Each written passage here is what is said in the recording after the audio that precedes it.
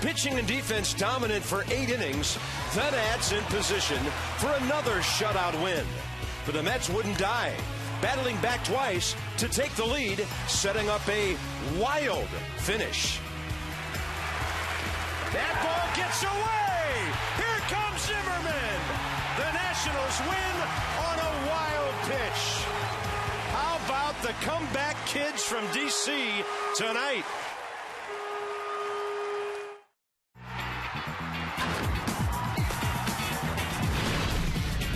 Washington Nationals baseball.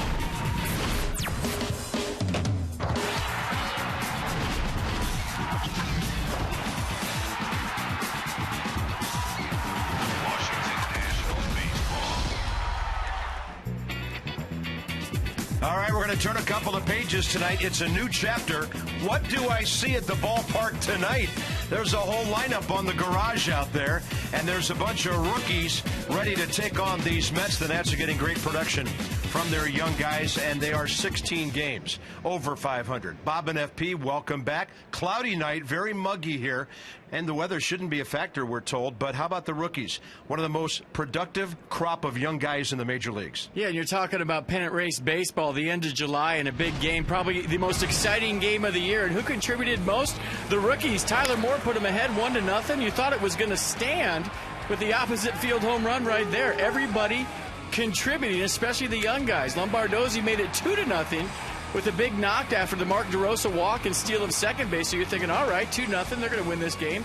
But it ended up going extra innings, and in the bottom of the 10th, Jonathan Solano started off the rally with a base hit, and maybe the hardest hit ball I've seen in about 10 years. Bryce Harper's triple off the right field wall. So you're thinking, okay, you know, that's good. Rookies contributed again. But how about Tyler Moore? He was struggling with the curveball last night.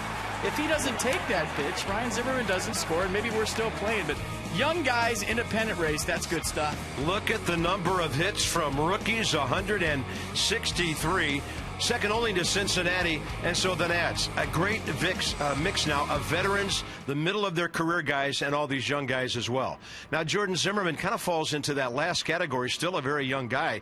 He's gone at least 6 innings every time out this year, and he's gone 7 innings 8 other times. Yeah, and he started it out of the break. You talk about coming out of the break with a bang. 6 scoreless innings against the Marlins in Miami. Maybe the best stuff I've seen from Jordan Zimmerman all season long. And, of course, when you have a team ERA of 3.16 with guys like Zimmerman, Strasburg, and Gio leading the way, and, of course, Ross Detwiler last night, the defense is going to be outstanding. Couple of double plays, infielders going into the outfield, outfielders going into advertising signs. You name it, the Nats are doing it. They are not giving away any runs on defense right now.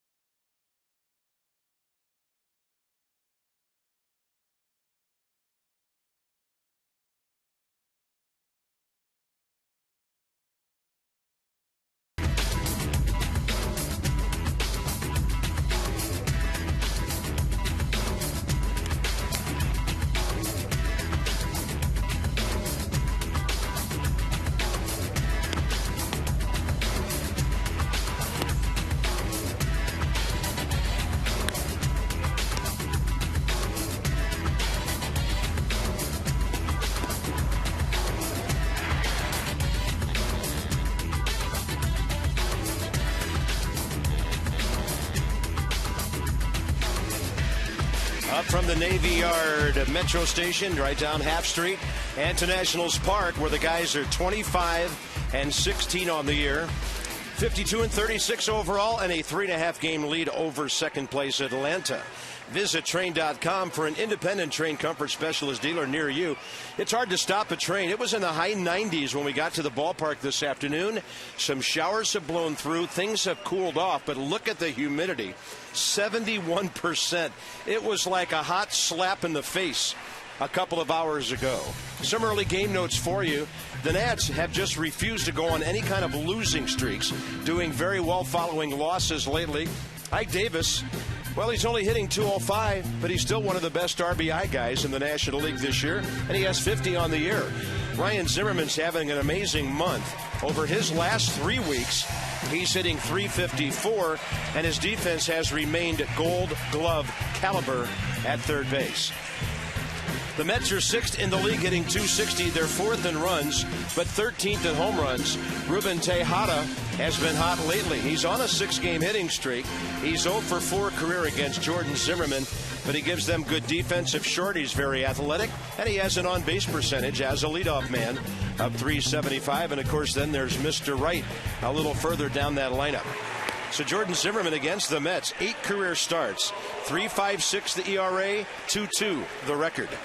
And he's coming off an awesome start in Miami to start the second half of the season. 6 scoreless innings and an 87-pitch effort. Gave up just 4 hits, struck out 6, walked 1. Of those 87 pitches, 61 of them were for strikes. So 2-seam fastball, 4-seam fastball, low to mid-90s, slider curve change from Jordan Zimmerman tonight. Set the defense for the Nats behind Jordan. Moore, Harper, and Morse in the outfield. Espinosa, Zimmerman on the left side. Lombardozzi, LaRoche on the right side. Jesus Flores doing the catching. The Mets have lost 5 in a row, 6 of their last 7. The middle infielders put on quite a show last night. Danny Espinosa showing off his arm from short. Lombardozzi showing off his range from second. And both of them showing off their bats in some clutch situations. Behind the plate with the balls and strikes tonight, 13-year veteran Mark Carlson. Chris Conroy, the junior member of the crew.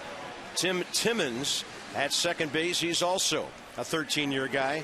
And 20-year crew chief Angel Hernandez has third. Well, if you'd have told me at 5 o'clock we were going to start this game on time, I would have told you you're crazy. Big-time thunderstorm moving through the area. Reports were that it was going to rain all night long, and all of a sudden it's clear and perfect weather for baseball. I mean, it looked like the end of the world here at about 4:45 this afternoon. It was scary. So here comes Ruben Tejada with Daniel Murphy and David Wright to follow.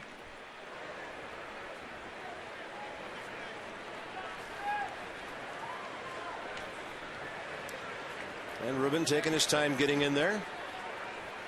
The Mets, by the way, have dropped 5 out of 7 to the Nats this year, and 11 of their last 16. We're underway at 7:09 with a swinging strike one.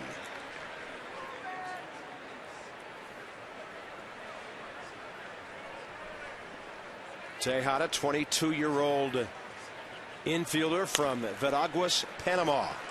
Pops it up right side. Lombardozzi with an easy touch to start the game.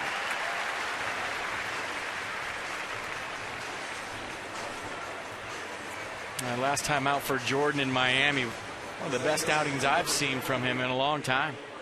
You know, he's been solid all season long, but stepped it up a notch. Very strong out of the break. 87 pitches, 61 for strikes, and it was just an effortless, scoreless 6 innings.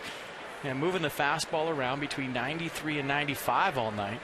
And that good short slider that's tough to pick up. And how about 6 innings on 87 pitches? 61 were strikes. And FP, after reviewing that outing by him and thinking about it, it's almost as if he embraced the idea of him being the #1 starter coming out of the break. As Johnny and Ray said a few minutes ago, he could be a #1 on a lot of staffs, and we know that. But when they choose you for the first game out of the break, that's something that he embraced, and he did well. Absolutely. But in my mind, if I was a pitcher, every 5th day I would be a #1 starter, because it's my day and I'm going out there to win a baseball game. You know, that number stuff is for the media, and it's maybe for the beginning of the season, but once you get into a season, you have to believe you're a #1 every time you take the ball. Daniel Murphy didn't start the game last night, but he was a factor late with a couple of hits.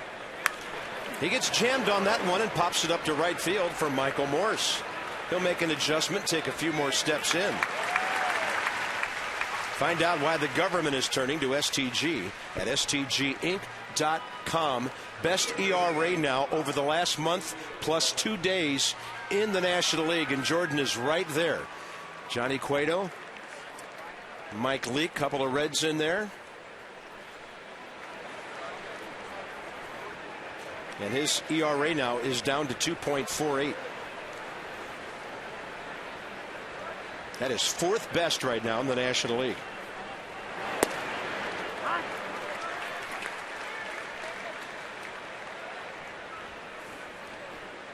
And his opponent's batting average of 243, just out of the top 10. He duels with David Wright, who's 5 out of 19 with a home run against Jordan Zimmerman. A couple of RBIs to go with that home run.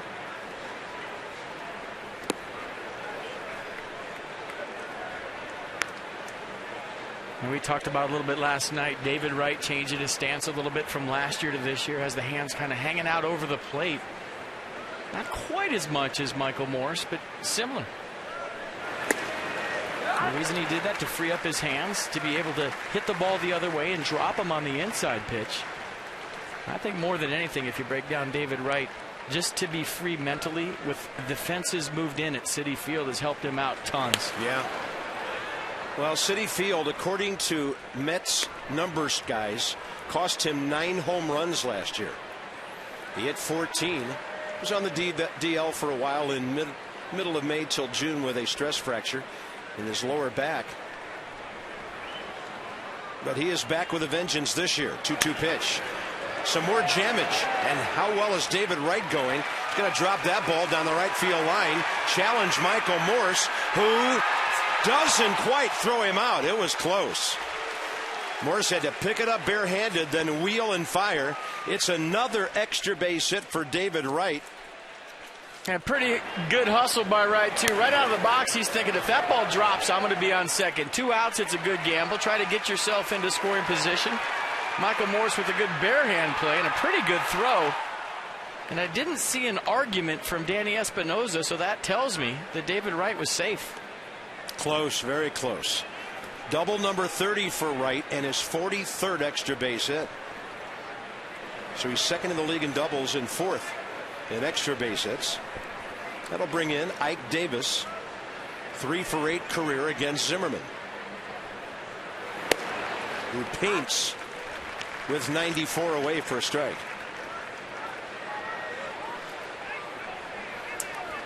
Davis with a homer and 2 RBIs career against Jordan Zimmerman.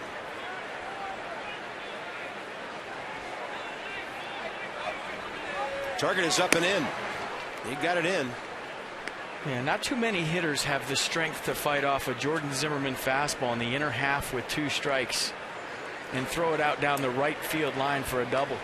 Most guys, that breaks their bat. He had his hands in the right position to get inside of that baseball and fight it off, and the strength to throw it over the infield. David Wright's one of the best opposite field right-handed batters you will ever see. 1 ball, 1 strike. Oh, great breaking ball. How about the drop on that baby? 1 ball and 2 strikes. Yeah, the slider was good last outing from Jordan Zimmerman, but this is a curveball. And the first one of the day is a beauty. Bottom dropping out, 78 miles an hour. You add that to the slider fastball combo he had last outing. Look out.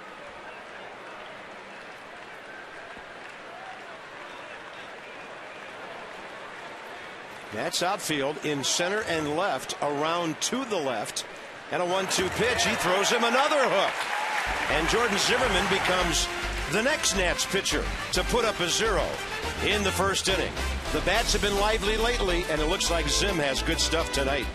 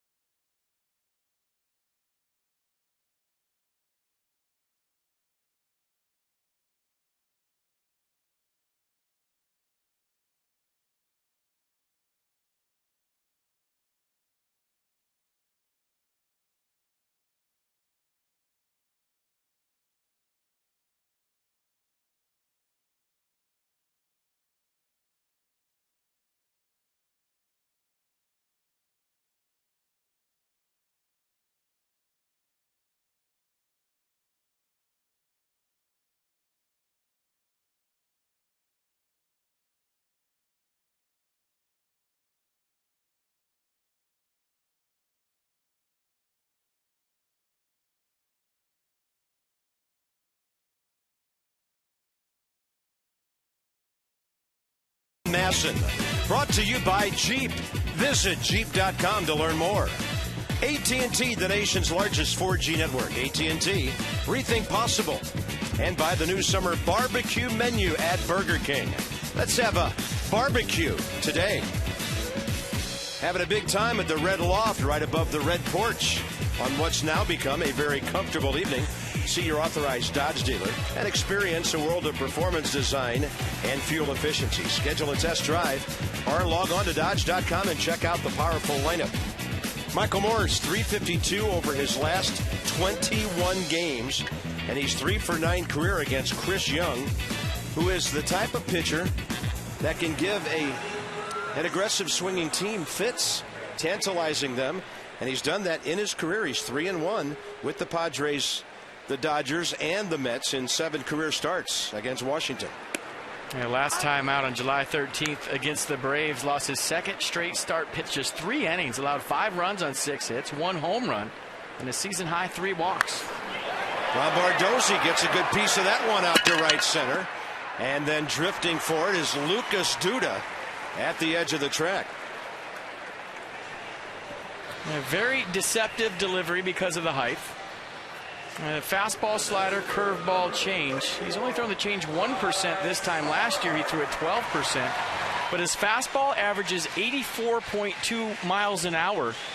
The only person with a slower average fastball in the big leagues, Barry Zito, with 83.6. More STG inside the numbers about the 84 mph fastball. Well, maybe this is a good transition from Jonathan Neese last night to the soft stuff of R.A. Dickey tomorrow, even though the knuckler is very befuddling these days. That's a good point. But R.A. Dickey hasn't been that dominant in his last couple of starts. But Chris Young tries to throw everything at the top of the strike zone. You'll see a lot of fly ball outs. Basically, if you're an infielder tonight, you can throw your glove on the ground because he's trying to tease you at the top of the strike zone. And even though it's 84 miles an hour, still hard to get on top of because of the angle created with that big frame you're looking at. He's gone 3-0 to Bryce Harper. Takes the high strike. Young, a career record of 51-37, his 147th start. And he was working fast, and Harper didn't like it, so he bailed out, and the umpire gave him time. Just have to make sure you get time before you leave the batter's box. Now a 3-1 pitch. 84, slipping it by. Well, I like the swing from Bryce right there. Had count leverage. Was thinking one thing, that's 1-0 Nats. Been a while since he's gone long ball. Bryce Harper's last home run was June 12th at Toronto. That tape measure shot we were talking about. I think he hit one in Colorado after that. That ball is in the air to left center. Outfielders looked at each other for a moment, and then Bay came on to grab it. Set the defense for the Mets tonight behind Chris Young. Bay, Torres, Duda in the outfield. Tejada right on the left side. Murphy, Davis on the right side. And Josh Tolley doing the catching.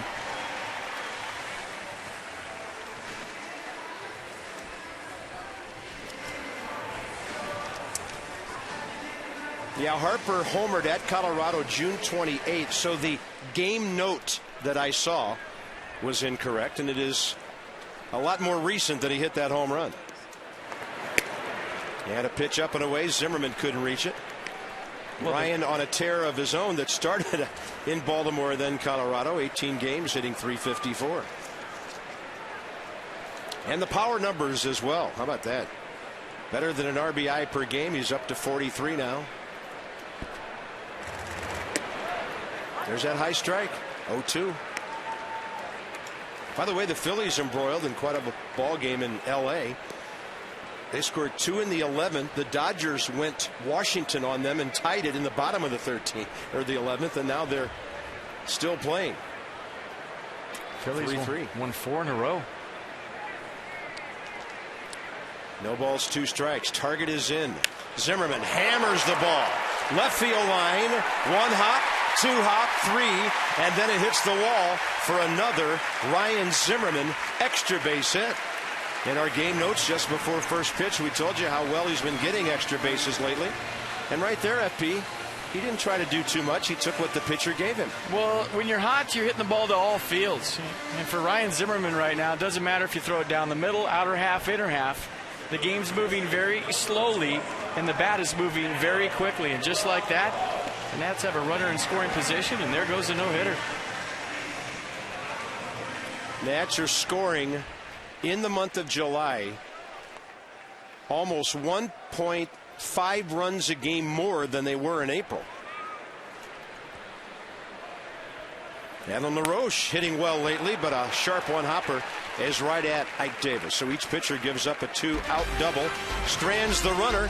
No score after one here in D.C.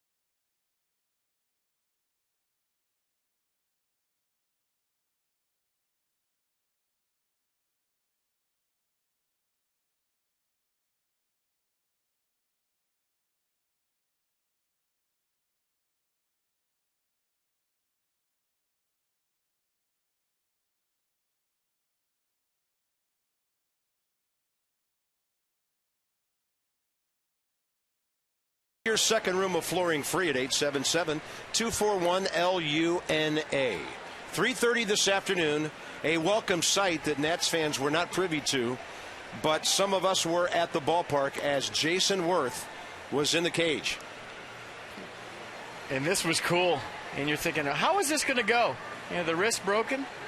He hit about 5 balls out, and the swing looked perfect.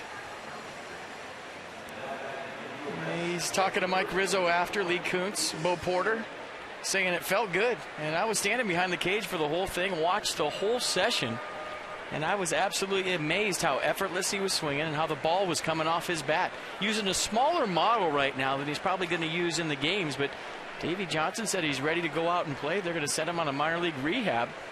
And I think if all goes well, they're shooting for that July 24th game. Wow. In Philadelphia. Christina has more.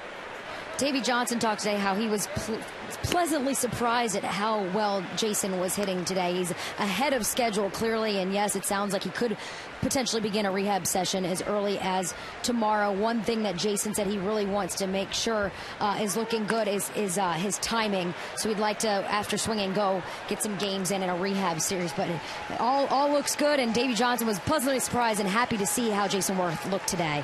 Well, that's how you get your timing back, is facing live pitching. Well, we were talking afterwards, and he acknowledged the fact that, hey, middle July, when you come back, or early August, the game is moving at a fast rate, and he's going to have to be at the top of his game because wins mean more, losses mean more. And he said it was fine today with a batting practice pitcher throwing because you know where every ball is. You can take your hands right to it, but what happens when a ball is breaking away? What happens on a swing and a miss? So those are all things that he needs to get stronger, test out on his rehab assignments so that when he comes back, he's able to contribute right from the get-go, from the very first at-bat. And Davey Johnson said he came out of the cage, and the first thing he said was, I want to go play somewhere. That's Jason Worth for you.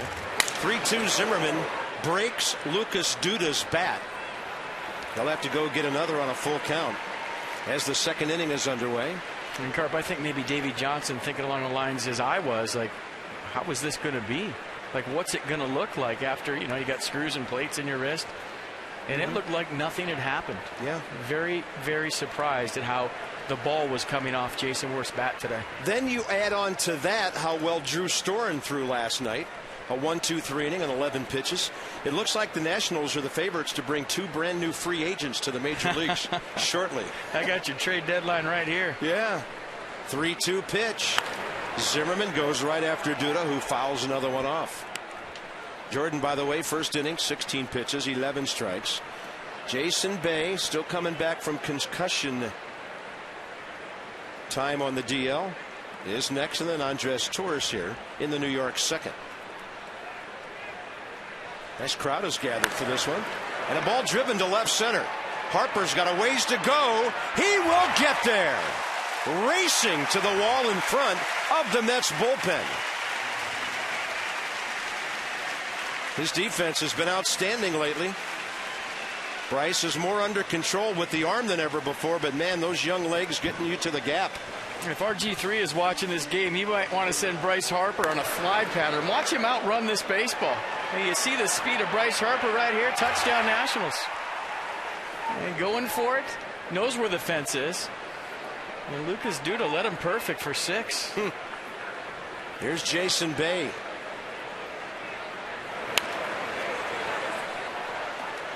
Well, maybe not enough people talk about this, but I can promise you folks, we will never not talk about it on a daily basis, and that's the way this team plays defense.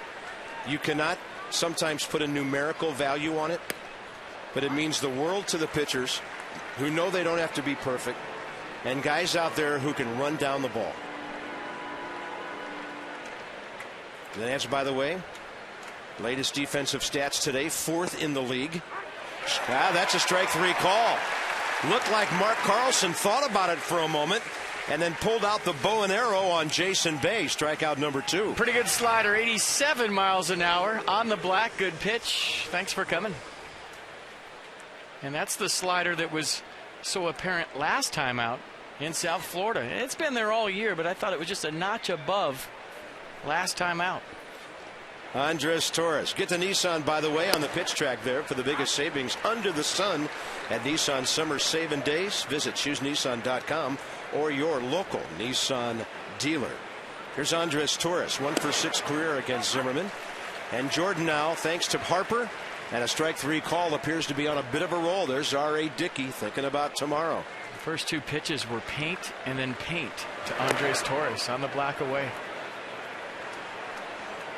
Sometimes that sets up a splash in the dirt, like he got Ike Davis with last inning.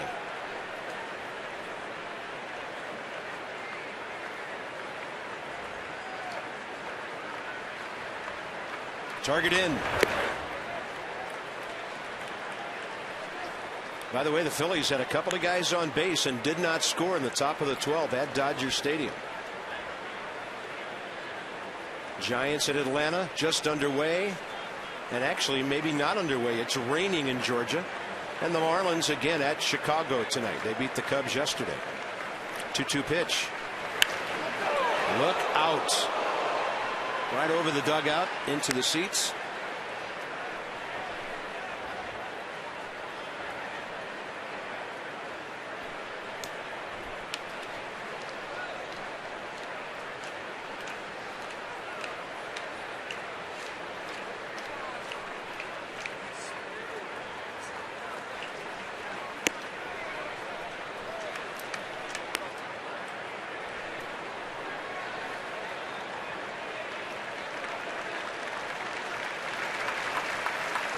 If the inning continues, number 8 hitter Josh Tolley, who was a major pain for the Nats last night coming off the bench, like Daniel Murphy. 3 balls and 2 strikes. Target outside edge. It actually jammed him into a ground ball to LaRoche, who races to the bag. And 6 of the first 7. Michael Morris, Tyler Moore, and Danny Espinosa straight ahead for the Nats.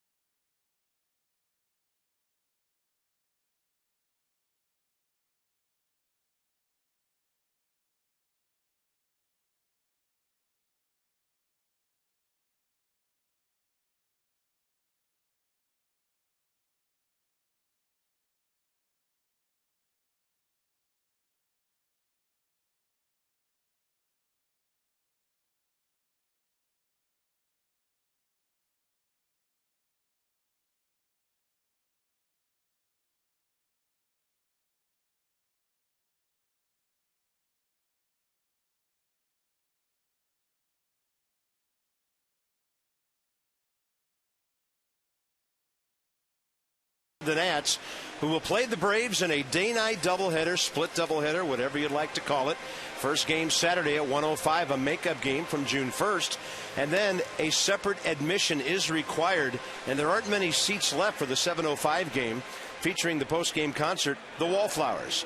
Nationals.com/tickets, and a separate ticket again required for each game.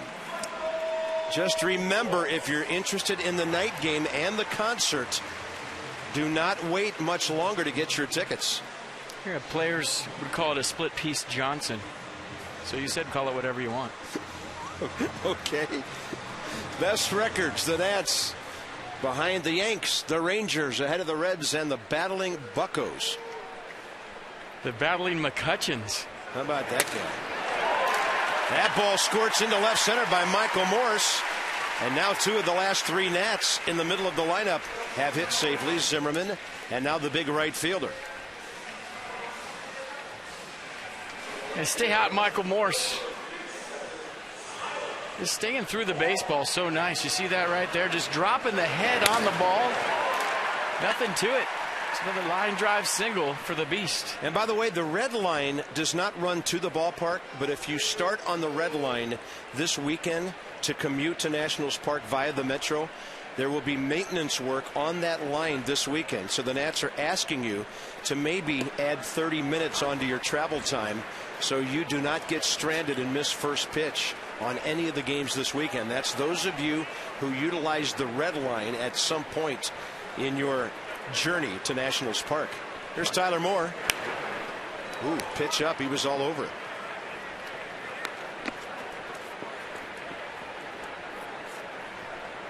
So Chris Young, first 5 hitters, 2 hits. 13 pitches, 10 strikes in the first inning. Nats have already faced him once this year.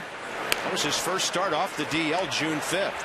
David Wright to Daniel Murphy. Out on a close play at first as the Mets go around the horn with a 5-4-3.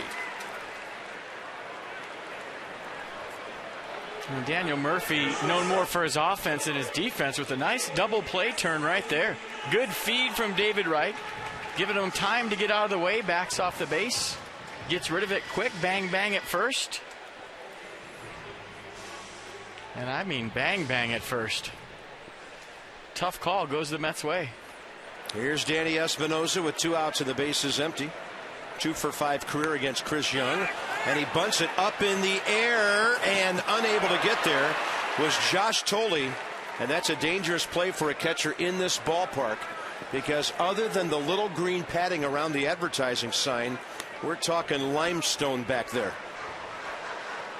And he felt it. You could tell. Watch the peak at the last second as those bricks are approaching fast. That stone is coming hard, and even if you have gear on, you see the peak to where the fence is. You feel that. And normally with 2 outs, a bunt's not a good play, but with Chris Young on the mound, a guy that in his last full season, base stealers were 44 for 44 against him. Yeah. He's very long to home plate. It's not a bad idea right there by Espinosa. It's almost like a double if you get on with 2 outs and you're a base stealer. And Danny has 14 stolen bases this year.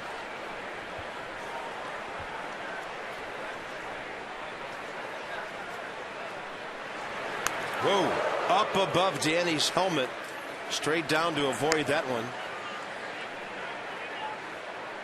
So going way back to 1974, no pitcher with at least 40 career starts has given up more stolen bases than Chris Young. That is a long time in this game. 1-2 to Danny.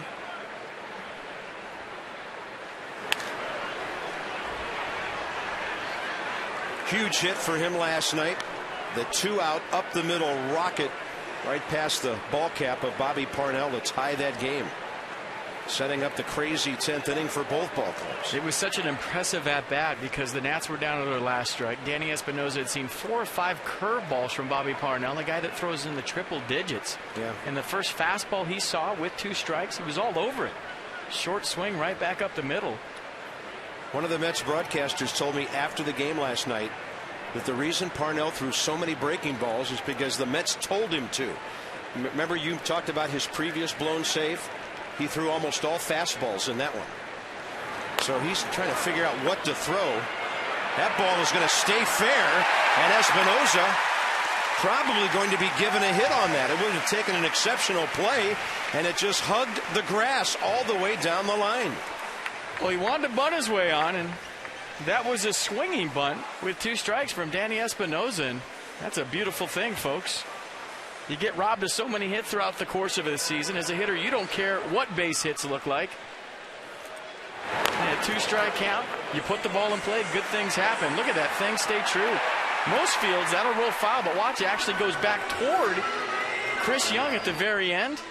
And by that time, with the speed of Espinosa, it was too late. And off to the races here soon for Danny Espinosa. And that was interesting because Ike Davis was on the foul side of the bag, and the throw went to the fair side.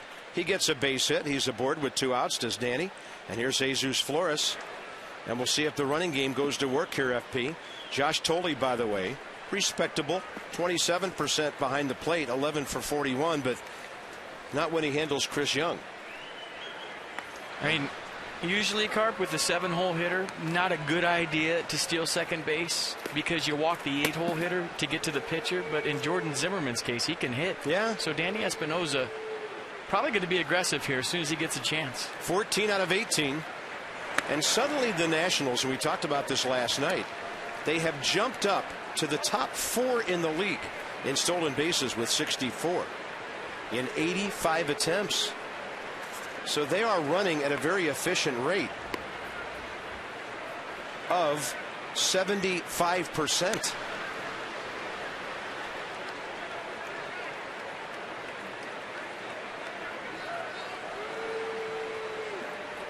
Jesus Flores, because of all this, gets a huge hole on the right side if he decides to let a ball get deep.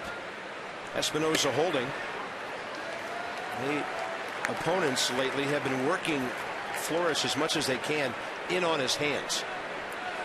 Hard in and soft away. And Davey Johnson said before the game today that Jesus Flores is pressing, trying too hard. He'd like to see him have a little bit of fun out there. 2-0. My answer to that would be fun is getting hits. Yeah, we know what horse comes before that cart. He has been driving in a few runs here and there. He has 17 on the year. 3-0 pitch. High strike. Jordan Zimmerman, 8 for 33 this year with a homer and 3 RBIs.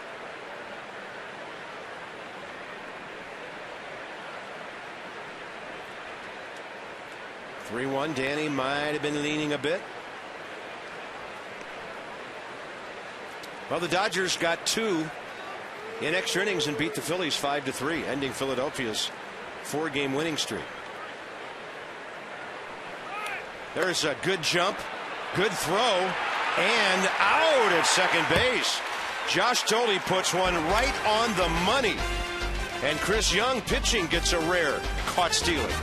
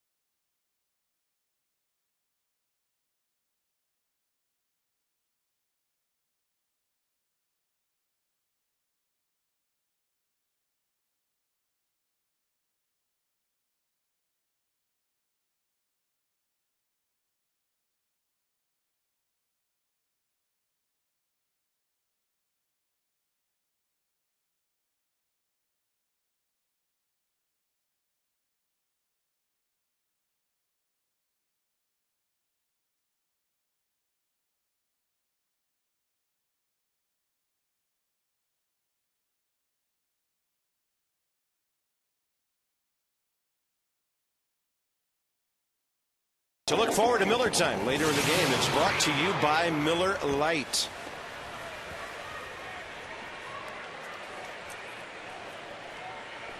Jordan Zimmerman, 34 pitches, 23 strikes in a scoreless game.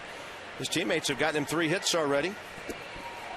Matching up nicely with Chris Young so far. How about this one for tomorrow? A 12:30 start. R.A. Dickey 12-1, 266. Gio Gonzalez 12-4 with a 293. And then the Braves come in for the weekend, including a day-night doubleheader on Saturday that appears to be featuring a start by John Lannon.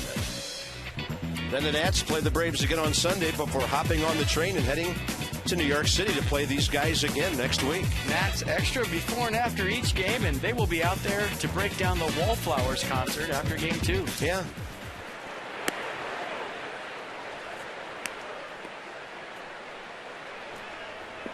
Johnny and Ray on Contemporary Music straight ahead. Here's Josh Tolley, the catcher. I know Johnny likes the old time rock and roll. We'll see if he can adapt here.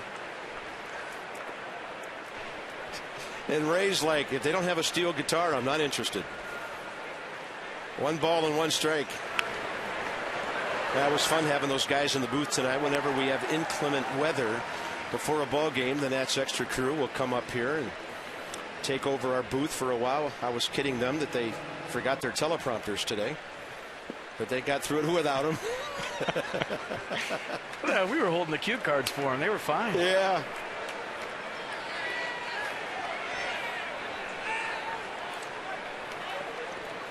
Josh Tolley's hitting 276.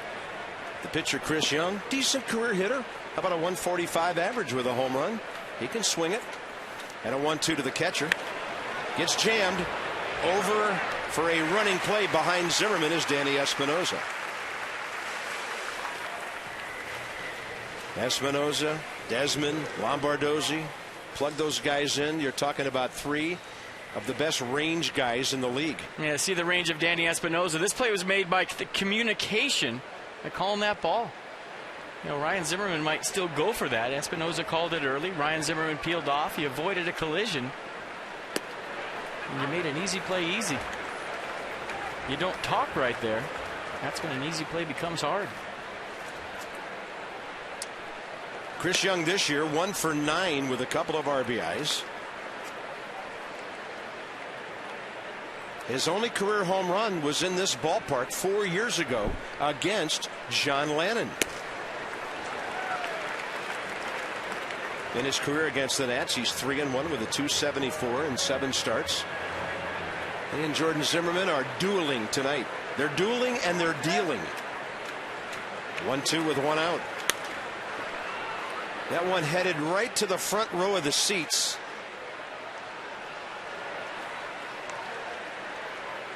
And not a place that you usually see a right fielder going for a foul ball, but Michael Moore's playing so shallow against the opposing pitcher, Chris Young. He was on it. I mean, he is right behind LaRoche.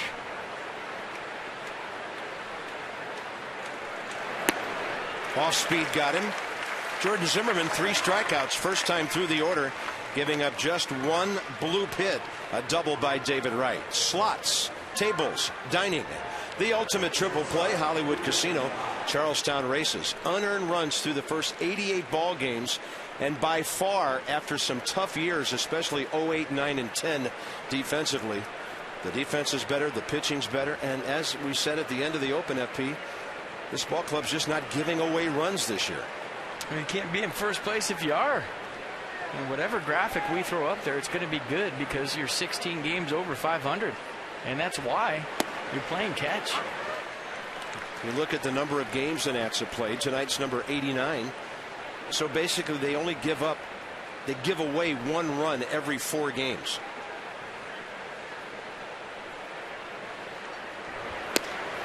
That hook is nasty tonight. And Ruben Tejada's in the hole 0-2. A really good feel for the curveball early in this game. Yeah, usually one of those 2 off-speed pitch dominates for Jordan. Tonight it's the curveball so far.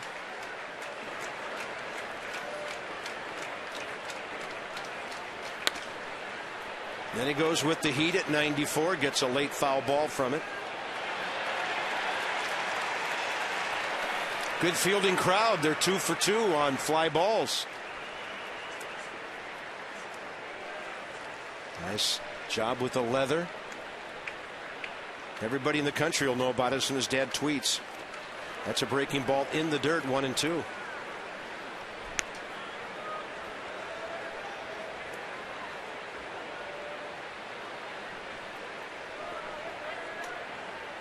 Daniel Murphy is waiting.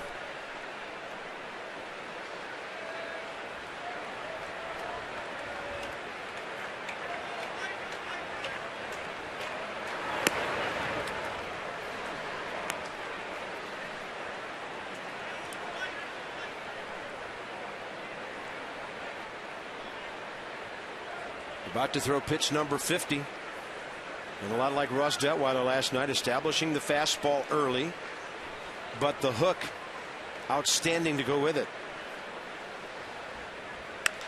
Hung that one a bit. It is scorched out to left center, and Tyler Moore runs it down. See, you don't have to be perfect. Somebody can run the ball down if you hang one.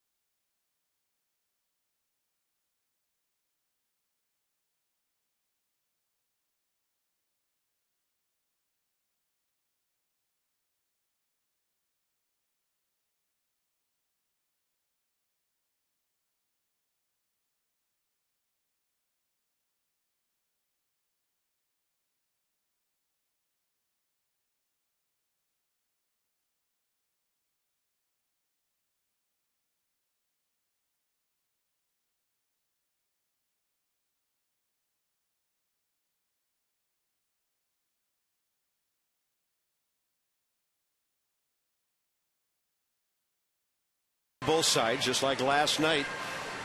And here in the third, this day in history, brought to you by Ocean City, Maryland. Go to OCOcean.com, click on Summer of Thanks for special deals and discounts. And in 1927, playing for the Philadelphia Athletics, a double for Ty Cobb's 4,000th career hit, the first ever to do it. Pete Rose would pass him eventually, but Ty Cobb had 4,191 hits. And he did that only hitting 117 home runs in his entire career. You were talking about Andrew McCutchen. How about Ty Cobb's career batting average?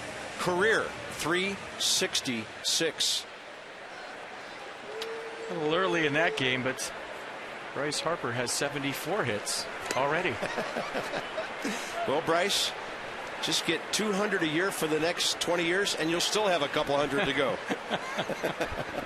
Here's Jesus Flores, who was at the plate when Espinoza was thrown out stealing, and a pop-up to the right side for Daniel Murphy.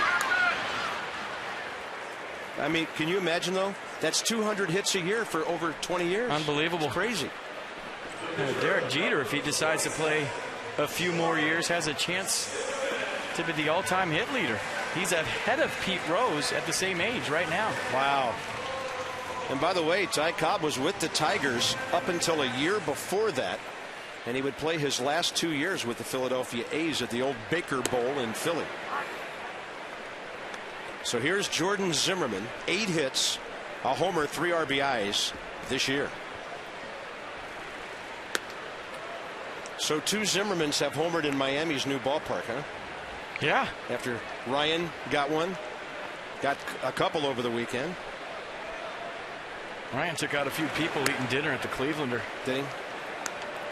I have heard that place is so loud they can't hear the phone in the bullpen right in front of it. Wow. Among other distractions. Yeah, there's a few other distractions in that restaurant. And by the way, you didn't join the pool boy competition this weekend, did you? I'm watching on TV, and the Marlins announcers are promoting. You could be the pool boy at the Clevelander. Yeah, and just in now case that's people baseball. are wondering, that's the only feed that you could get at home, or else you would obviously have been watching us. Yeah, I know. Find out why the government turns to STG Inc. It's a ringing endorsement right there. No, I was sorry I missed you boys. Now the Mets are going the opposite direction from the Nats lately. You talk to some of the New York people and they say, you know what, they were so good for so long, maybe overachieving, and it's not over yet by any means.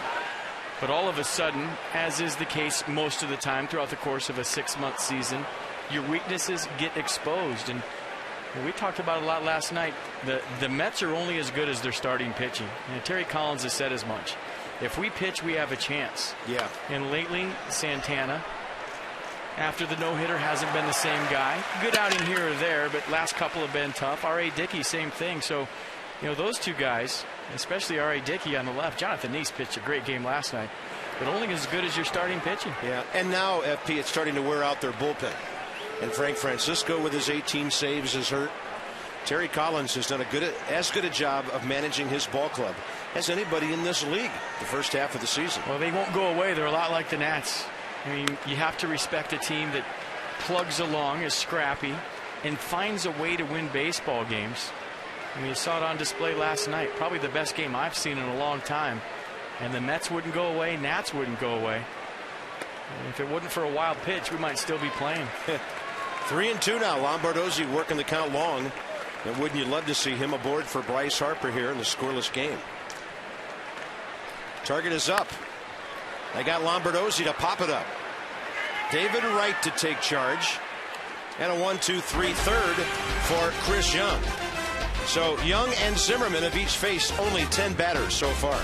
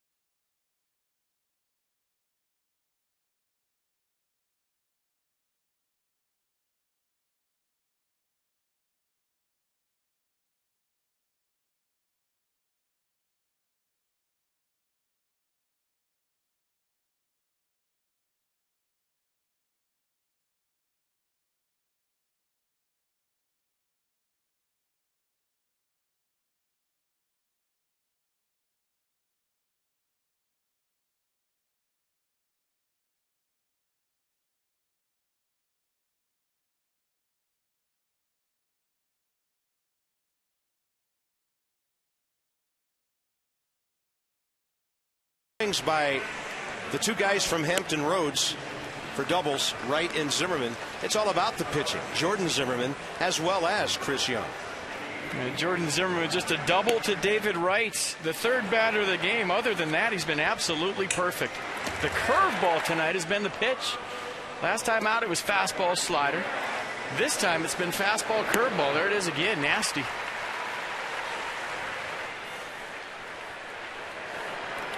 So in the top of the fourth, Daniel Murphy, David Wright, Ike Davis, 2-3-4. Murphy flied softly to Michael Morrison right first time. And really the ball hit by Ruben Tejada to end the top of the third, the only hard hit ball against Jordan so far. And turning on that one and fouling it into the seats, Daniel Murphy.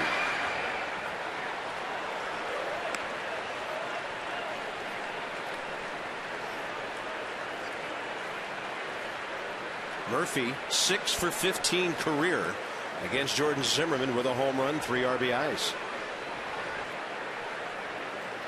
Mets have a couple of guys in the lineup tonight who are good offensive players, but they can hurt their team defensively. Murphy's one of them and Lucas Duda the other.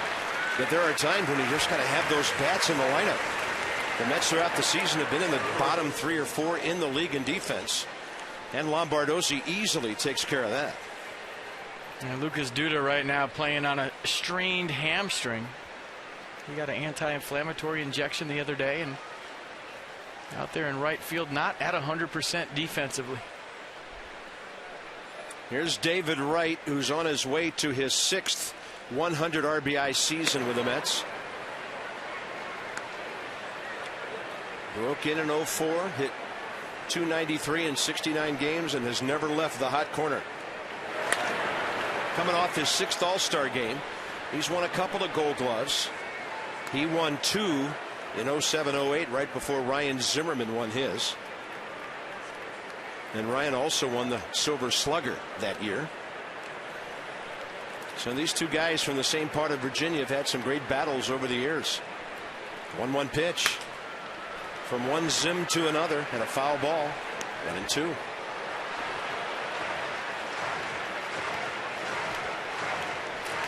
And by the way, 38 teams passed on David Wright before the Mets took him as their first pick back in 01.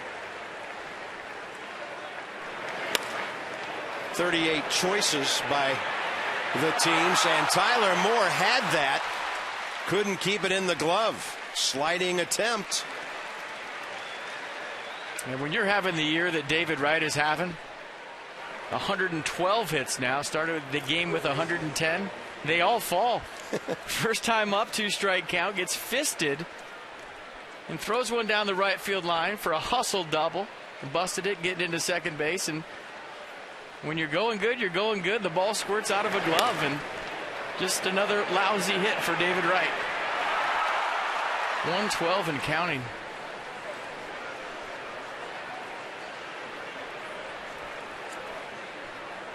You get conversations on first base, and we'll hear guys like Adam LaRoche say to David Wright, can you just rub up against me a little bit? Can I have some of that luck that you're sporting? And by no means is David Wright lucky, one of the best hitters in the National League, but sometimes it's better to be lucky than good on a given night.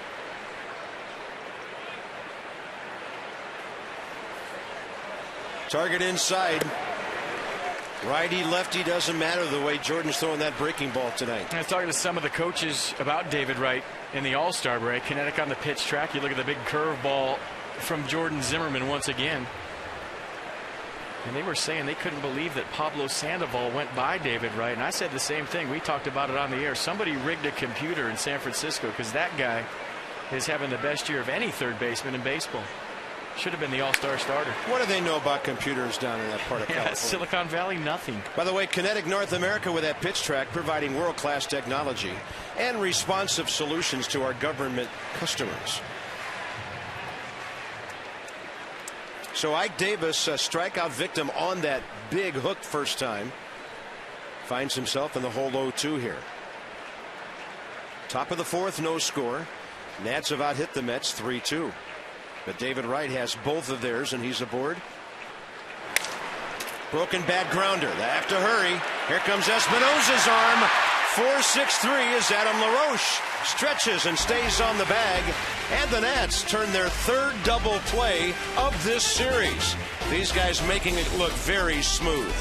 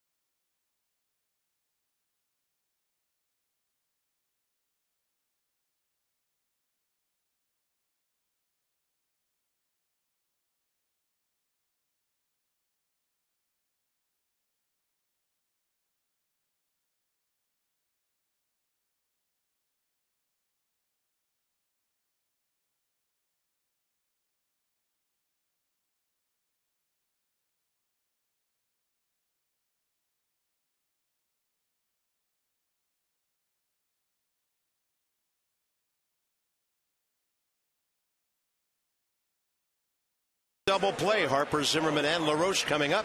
Christina has the sideline report. Visit AFCEA.org, the Association for IT Pros, and we're keeping you busy tonight.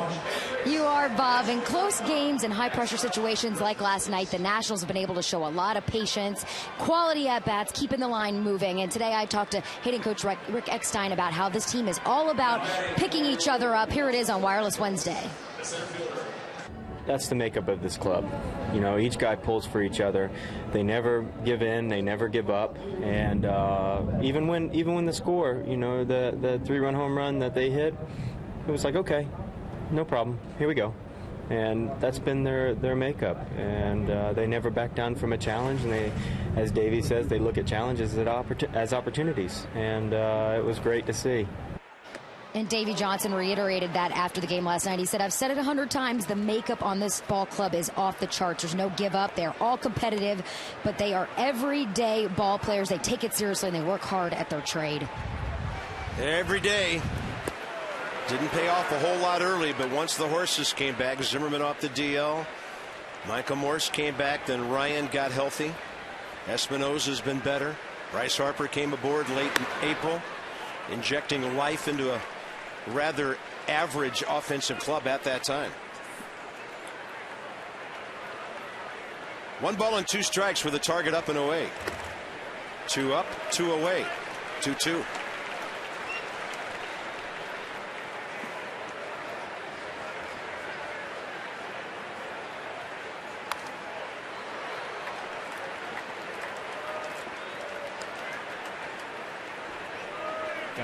Chris Young, first 3 innings, averaging 13 pitches, 9 strikes per frame.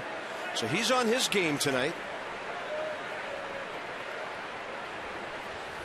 33 years of age now. And Harper hitting it hard but foul. Did you hear how the whole bat incident with Ozzie Guillen ended up? Adam LaRoche, Edwin Jackson decided to grab one of Bryce's bats and smear pine tar all the way to the top all over it. And they had Bryce sign it, "To my hero, Ozzie, love you." And they sent it over to the Marlins manager. Oh, boy. Pretty well hit down the line, but slicing out of play. The story I heard did not have "To my hero, Ozzie, love you" on the bat. Something that you probably can't repeat on television, but still a practical joke by Adam LaRoche. And I thought that's a great way to wrap that whole bow up. Just send him a pine tar bat. You know what? Take a joke and make it end on a joke. Yeah, well, Ozzie said it was funny. He said, I got a few friends on their side. All those guys were making fun of me. I found out later they made the kid sign the bat. They put it to rest. Harper reaches out and dumps one into center field. He'll take it off the end of the bat. Big round to the bag. He's skidded to a halt. And for the second time in 4 innings, the Nationals have their leadoff man on. Yeah, good job with 2 strikes. Fouled off a couple of tough pitches to get to the curve. Ball stayed through it right there. You got to do something right to throw it out there like that. And that's in business here in the 4th with some speed on the bases. Yeah, Bryce Harper, by the way, his stolen base numbers are good now. 11 out of 14. Danny Espinosa has 14 stolen bases. Ian Desmond's been running well lately with 13. So the Nats have 3 double-figure steal guys. And Roger Bernardina has 9. So here's Ryan Zimmerman, who fell behind in the count first time. Then he took a nice, relaxed swing and pulled a double down left field way. I'm watching Chris Young. He's definitely sped up his delivery out of the stretch. Doesn't have that big leg kick anymore, and that's probably why Danny Espinosa got thrown out. Yeah, his catcher Josh Tolley finished it off well.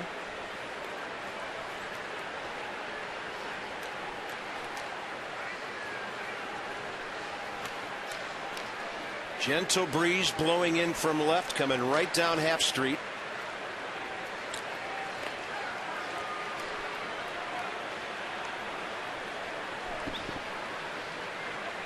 Rain that moved through here about 4:30, 5 p.m. Took about 15 degrees off the temperature, but it's very muggy. Pretty big lead by Harper. 1 foot beyond the cut of the grass, and there he goes. Zimmerman lines one to right center. Harper doesn't know where the ball is. This will be an easy double play.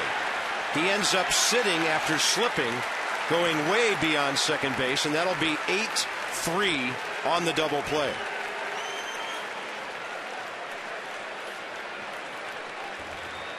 I think Bryce just gambling right there that ball was going to drop. Got a great jump, had the base stolen. Ryan Zimmerman lets it go. Tries to hit behind the runner. And once Bryce slipped, I think the gig was off the watch. I think he's betting that this ball is going to drop. He rolls his head. He knows there's contact. He checked the outfield. And he was just banking that ball was going to fall and there was going to be first and third with nobody out. Did you see the little dance that Murphy and Tejada were doing? That's what they do to runners. They'll deke them, try to make them think the ball's on the ground somewhere as if they're handling a double play ball. But if you saw Bryce's head, he rolled his head to the outfield, and he was thinking that ball was going to drop. And once you get past second base, you might as well just keep running because there's no way you're going to get back to beat the double play. So 2 double plays by the Mets tonight. The Nats have one. And suddenly you have 2 pitchers trying to quickly get their teams into the 5th inning. Adam LaRoche made an out of ground ball to Ike Davis on the first pitch he saw back in the first. So he bats bases empty, 2 outs here.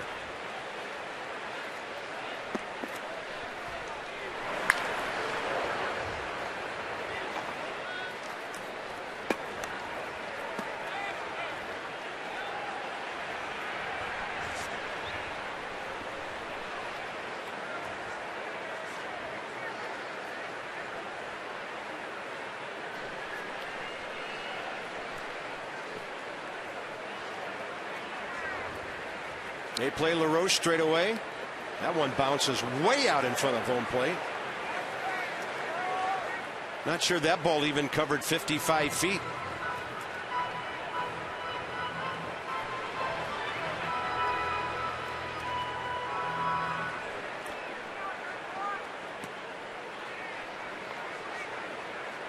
Three-two.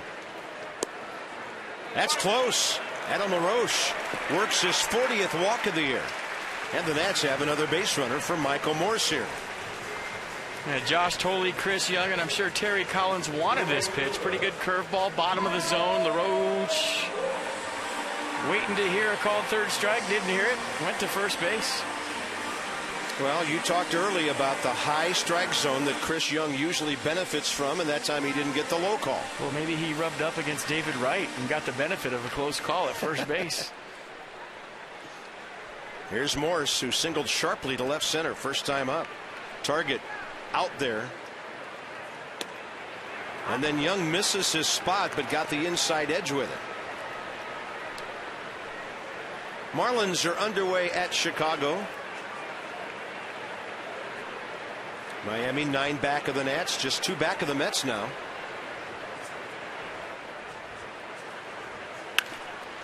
Morris sharply to David Wright with a nice pick to his left, and the Nats are gone in the 4th. Well, here we go again with another low scoring, well pitched, well played game.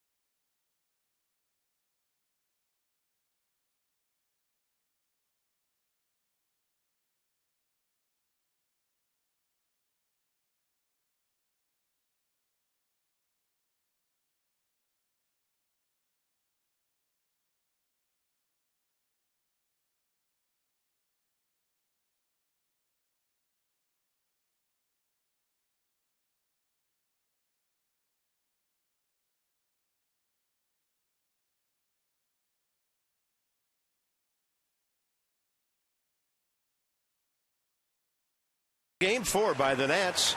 Ignite your Natitude with a midseason flex plan. Still available. Pick 3 games. Get a free new era ball cap. Nationals.com/flex. Some restrictions do apply. And this one goes to the 5th inning. Duda, Bay, and Torres. Interesting moment in the 4th on the bases for Bryce Harper. Yeah, I'm going to show you Bryce Harper stealing on the pitch, and the fact that he looked to the outfield. First he looks right there. Now you look in, you know, okay, there's contact. You're looking into the strike zone. It's a good job of rolling your head. Now watch him look to the outfield. I think he's looking at Lucas Duda in right field, and he thinks the ball's going to drop somewhere in here, so that's when he decides to go ahead and go. Then right there, he picks up Andres Torres and sees that the center fielder's going to catch it, and then the gig is off. So he did a nice job of rolling his head to the outfield. He just picked up the wrong outfielder, thinking that ball was going to be caught by the right fielder, and it was actually caught by the center fielder. Lucas Duda hit a ball to the bullpen wall in left center that Bryce Harper ran down first time up. And when you steal a base as a base runner and you roll your head that quick, you're looking into the strike zone, but you're running full speed. It's kind of a blur. I mean, you hear the crack of the bat, you see the batter swing, you see the ball off the bat, and you know what's put into play, but you're not sure where, because all it is a quick glance into the strike zone, and it's hard to tell where exactly the ball is going to go. The only thing you do by rolling your head is pick up the baseball and know that it's put in play. Let's look at that real speed.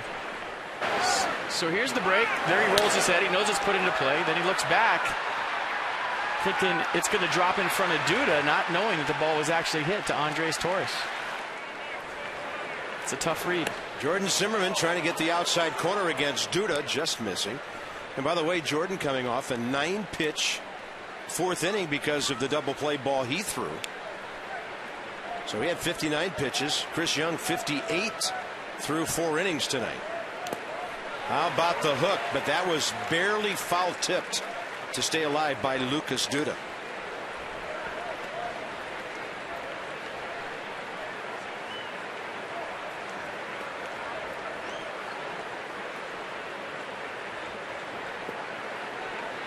Jason Bay and Andres Torres.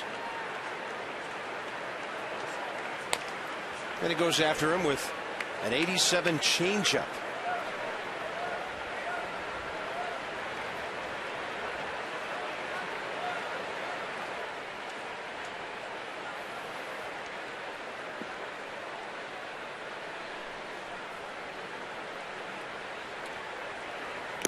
And blows him away with 95.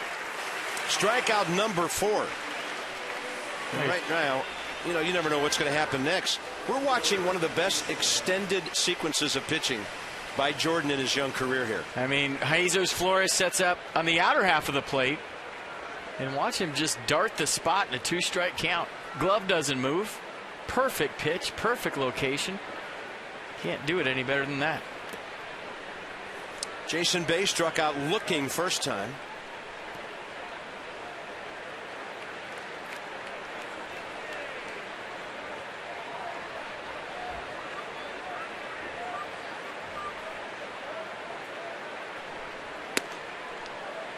Two and 0.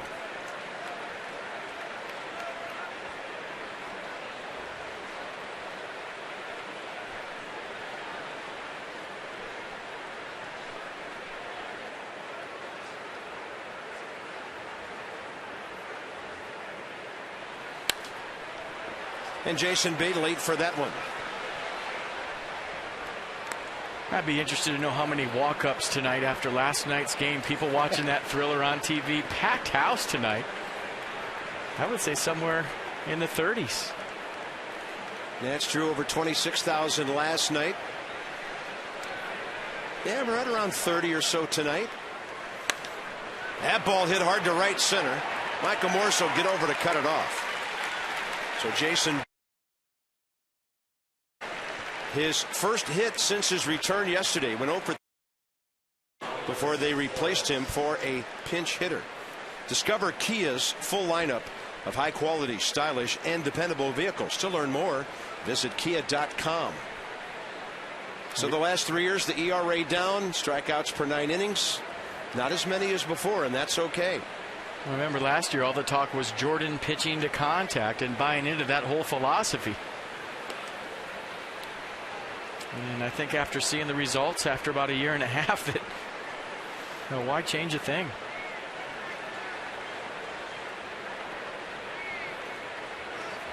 I talked to Steve McCaddy today about Ross Detweiler, and he was a proud papa talking about his lefty. He said, how many strikeouts did he have? I said, 2 or 3. He said, exactly. 9 ground ball outs, attacking the strike zone with his fastball. And I joked with him. I said, 12 days rest for Ross again? He said, yeah, every single time. I'm going to pitch him on 12 days rest. Well, Jordan has a bit of a history with the Mets. His second big league win was at Citi Field in New York. That had just opened up in '09. He had beaten Atlanta before that. And I remember that game in New York. He was severely squeezed on the strike zone early in that game, and he battled his way through 5 or 6. Pitched beautifully, showed a lot of courage on the mound, and got his first road win against these Mets.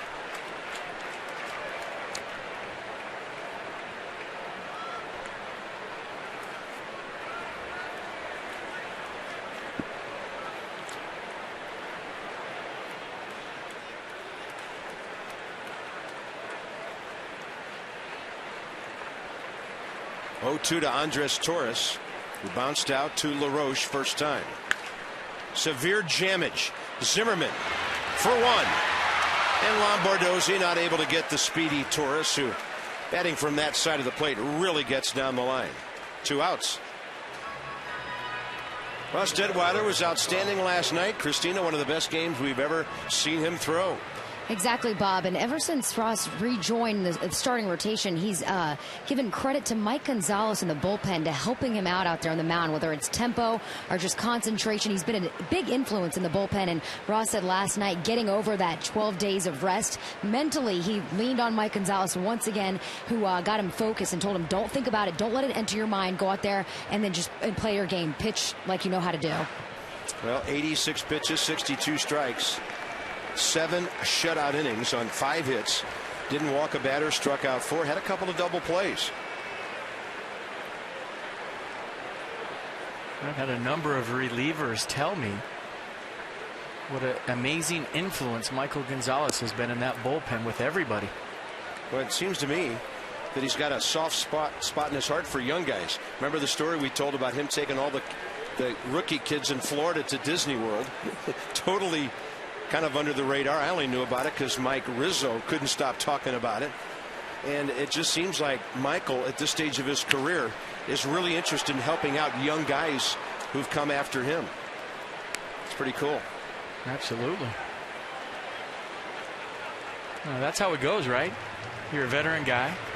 You have somebody help you out when you're young.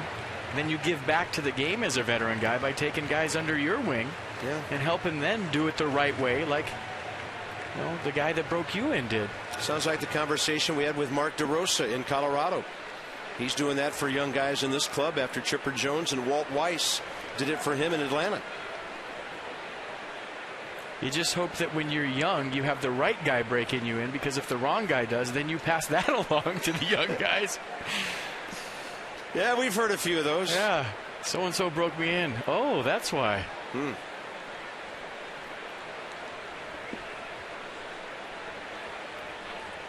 Josh Tolley popped up to short first time. That little flare that Espinosa caught behind Ryan Zimmerman. Off and running is Torres on another flare. Left field way. Long way for Tyler Moore. And near the barrier, he'll make that play. A former first baseman who's getting to know left field very intimately here at Nationals Park. Fair or foul.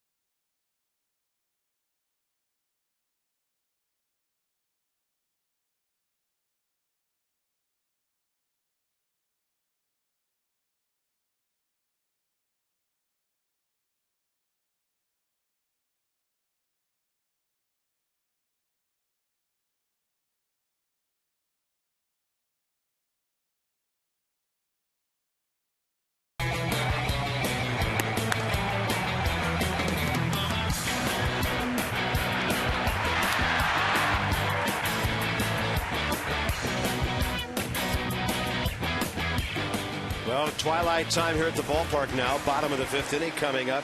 Just an outstanding effort. Chris Young good for the Mets, and Jordan Zimmerman just a little bit better for the Nats so far. It is so amazing to me night after night after night how consistent this starting pitching is. Well, we're getting used to it, maybe even spoiled by it, watching these guys come out every 5th day. And you know, Jordan's been fantastic tonight, and I'm just glad that Lucas Giolito is not sitting between us tonight, because he made us look like we were about 3 feet tall last night. You look like Phil Rizzuto, and I look like a guy just that size sitting next to you here. Yeah, I think we look a whole lot better without him. It was great to have him up here. Great kid. We were thrilled to have him, and we can't wait to see him in the big leagues. I talked to some fans today who heard the interview last night. They're laughing about you telling him if he wants to be on the staff, you better get in the batting cage. Yeah, I mean, you got a hit to be a part of this staff. We see what these guys have done all season long. So, yeah, get in that cage, Lucas, and we'll see you maybe in a couple years. Can you tell we're having a little fun at the ballpark these days? Why wouldn't we be? Tyler Moore, 5th inning last night. A laser opposite field. Opposite field homer, took a fastball out over the plate, and I'm not sure, but I think that was the last fastball he saw all night long. And a breaking ball drops in from Chris Young, his 59th pitch and 40th strike of the night. Moore hit into a 5-4-3 double play first time. And there's a couple more curveballs. I think the oddest thing about last night, and there were so many great things, so many things you haven't seen before, was that Bobby Parnell came in, and a guy that throws 100 miles an hour all of a sudden threw exclusively curveballs. Yeah. And then after the game, everybody in the media killing him because he threw a couple of fastballs that got hit. He throws 100 miles an hour. He's got a great fastball. A couple of them did get hit, but you know, that's one of those things where when you're the closer, you have to have a short memory, forget about last night, and get right back out there. In the 0-2, Moore hits it hard to the left side, picked by David Wright.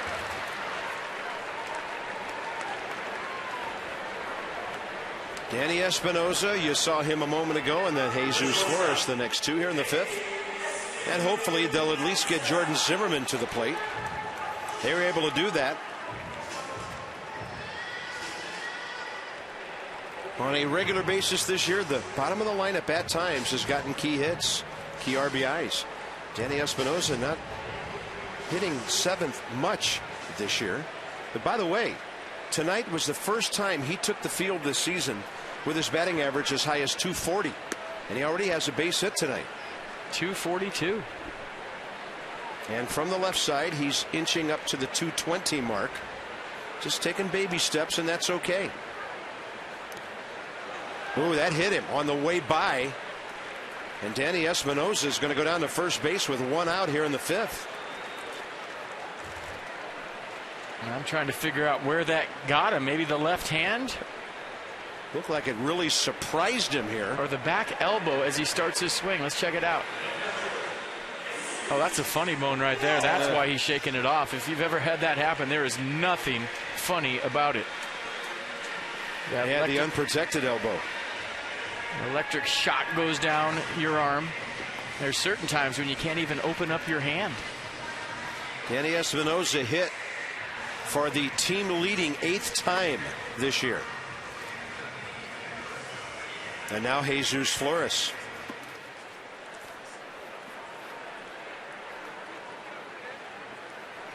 Interesting situation here in a scoreless game. Would you start the runner and maybe help a slumping hitter with a hit and run? Possibly a ground ball gets through somewhere because you have a very good hitting pitcher next. Situation doesn't always call for this. We'll see how Davey plays it. Jesus Flores hits a foul ball right below us up here. Wow. FP, you can sit down. It's not coming up here. That was close.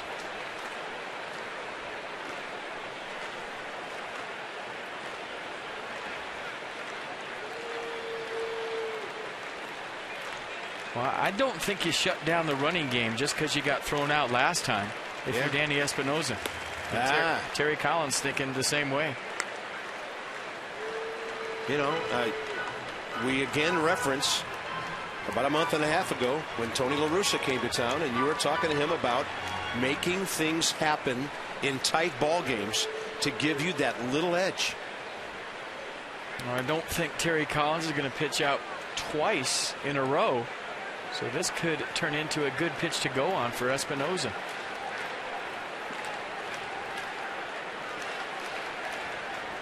One ball, one strike the count, and Danny has his feet taken out from under him again. He's 14 out of 18 stealing.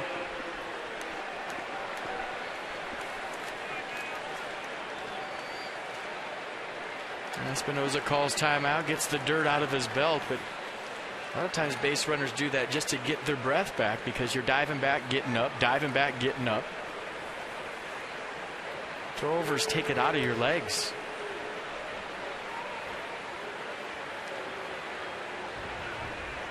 Way inside to Flores, and now you have the proverbial hit and run count. Pitcher doesn't want to go to 3-1.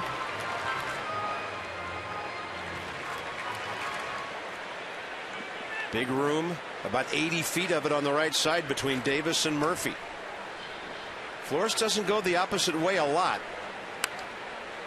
Took a big rip at that one. 2 balls, 2 strikes. And when you're scuffling a little bit as a hitter and you get a 2-1 fastball right down the middle and you foul it off, you start to shake your head. You saw Jesus right there kind of walk around after he fouled that pitch right back. And those are the pitches when you're going good that are in a gap. And when you're struggling, you foul them off.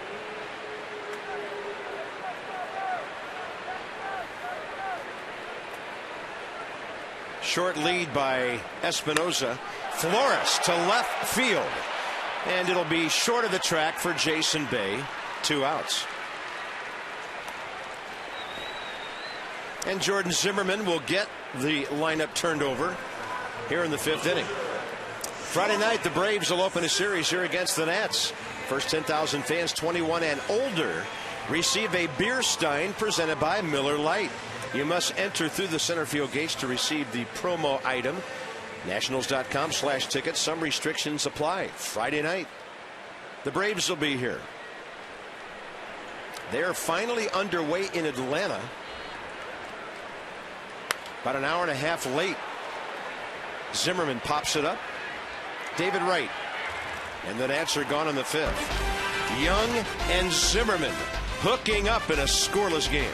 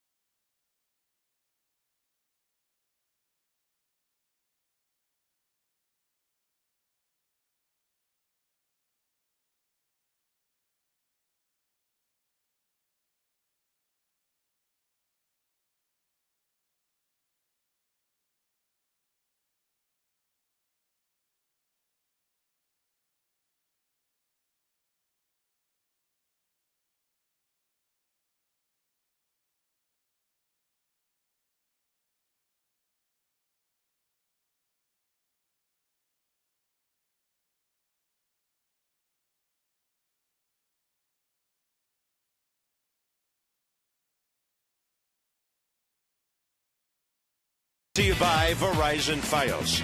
Introducing Verizon Fios Quantum Speed, internet twice as fast as anything America has ever seen. And by Navy Federal Credit Union, serving the Army, Marine Corps, Navy, Air Force, the Department of Defense, and their families. Federally insured by NCUA. Nice crowd at the ballpark, 30,000 plus it appears. 5 innings in the scorebook. The Nats have out hit the Mets 4-3.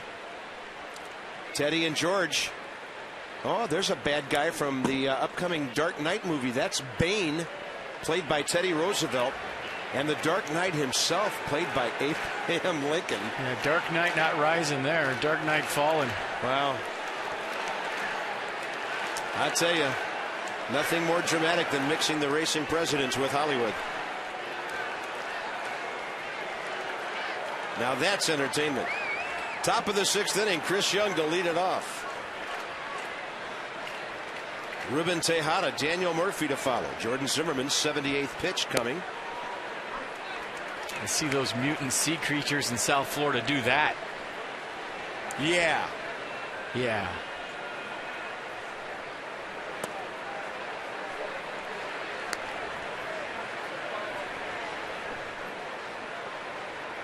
An 80 pitch coming. You see the fastball, 62%. I think ever since Jordan has gotten that ratio back in the 60s or 70s with his fastball. You remember he had 2 or 3 starts in a row where he was actually throwing more off speed than fastballs. We saw Steven Strasburg's last outing reestablishing that fastball, and Jordan's done the same. Young hits that ball hard, and Tyler Moore can't grab it. And that's the pitcher with a leadoff double here in the 6th inning. And as soon as you start talking about throwing more fastballs, he throws a slider to Chris Young, and he's on it. A little backup piece, supposed to be down the way. Went to the inner half of the plate.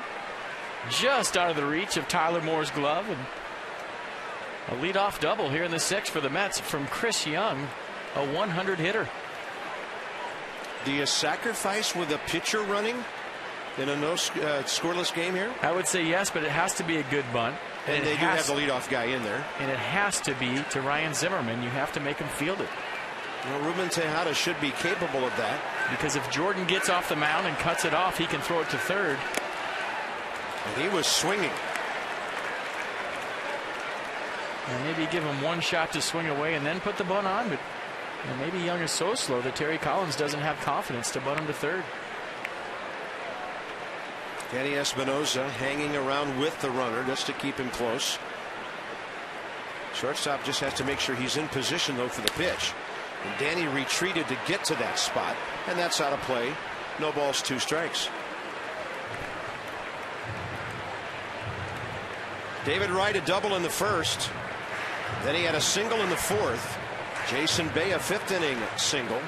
And then the double by Chris Young, and that's it for the Mets offense tonight against Jordan Zimmerman, who has struck out 4, not walked a batter. Has a double play ball.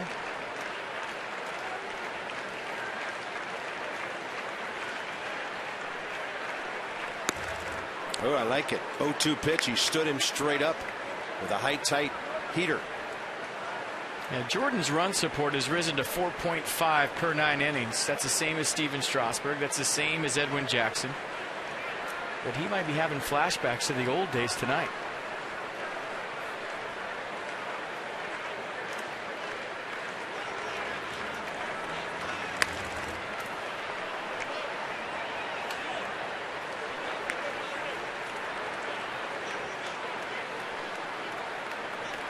Daniel Murphy 0 for 2 is next. And I think you know who's after him.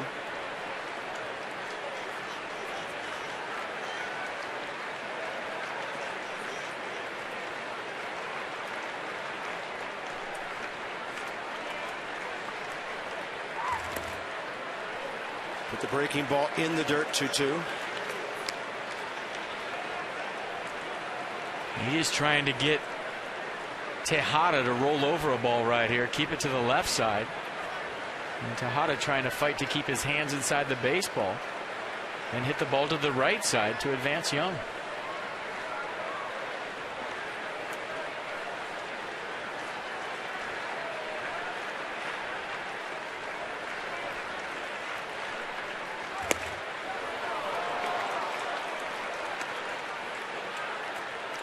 And this suddenly becomes the biggest pitch of this ball game.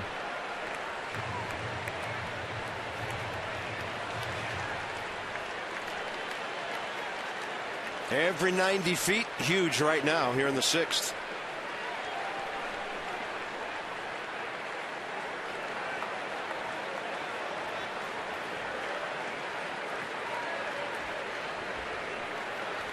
Jordan with a step off and Tejada a step out.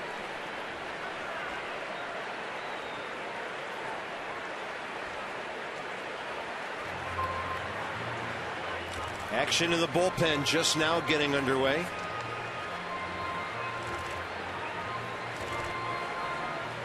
Left-hander Tom Gorzolani, who's made 27 appearances. Gorzolani, Gonzalez, at times Craig Stammen or Henry Rodriguez, the guys who kind of bridge it from this part of the game until the 8th for Burnett, then Clippard.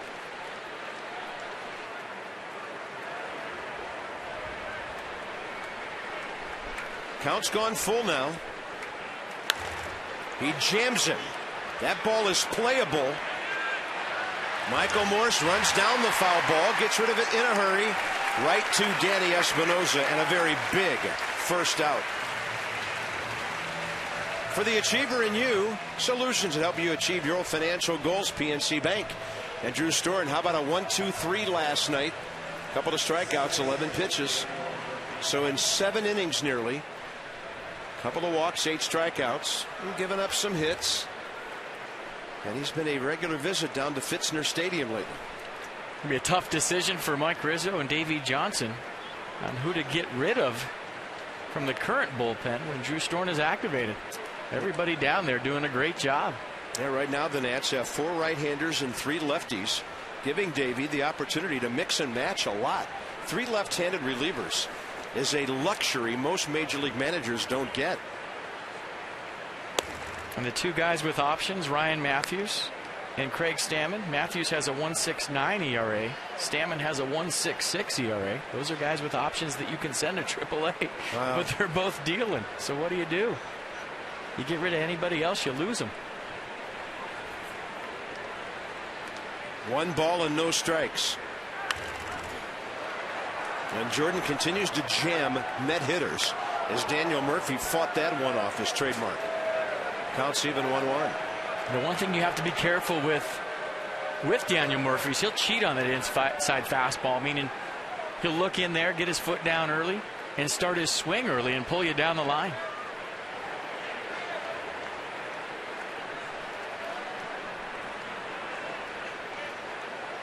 Target in again. There he goes, opening up.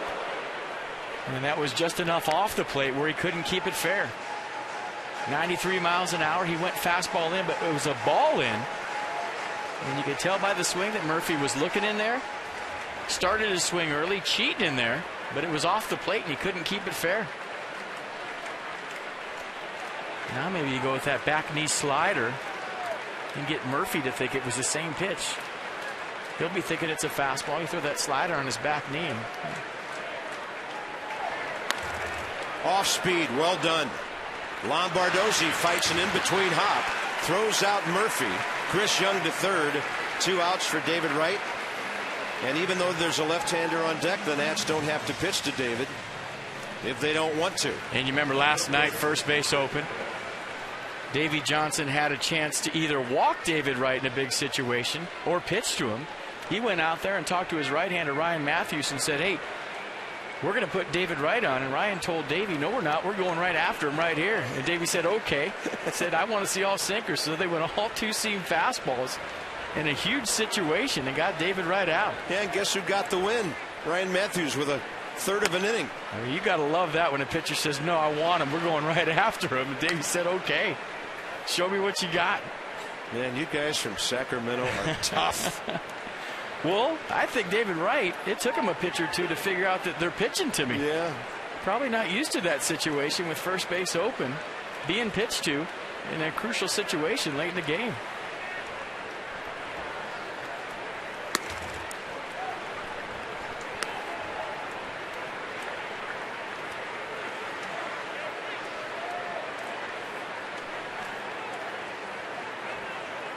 And the same situation right here.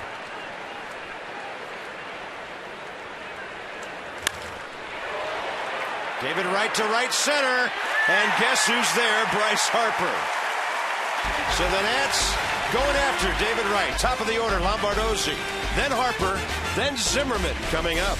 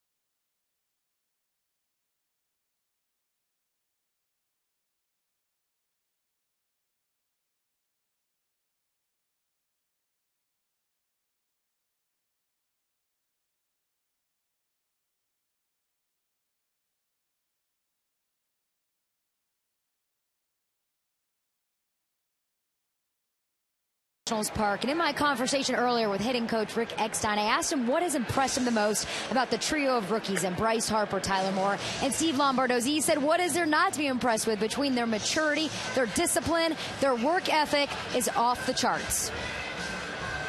It's tremendous. I mean, they want me to go in the cage. I'll throw to them, and I throw pretty hard, so they want me to challenge them with velocity. And then we have Ali and Jose who throw curveballs and left-handed, and they're constantly working to stay sharp. And their hunger for excellence is second to none. And I had the chance to sit down with Steve Lombardozzi and Tyler Moore earlier together to do an interview. The two go back to 08. They've been through a lot together, very close, live in an apartment together, the roommates. And Steve Lombardozzi told me, you know what, to be in the big leagues right now and going through this with one of my best friends has just been absolutely unbelievable. Well, FP, you came up through the Expos organization. It's what Major League Baseball, it's what you want your organization to become at the big league level. Guys who've come through the system, they've been playing together for years and years. Playing together and winning together. That's a very important thing. And those guys are inseparable. When you're on the road, you see one, you see the other. Hotel lobby, walk into the ballpark, in the clubhouse.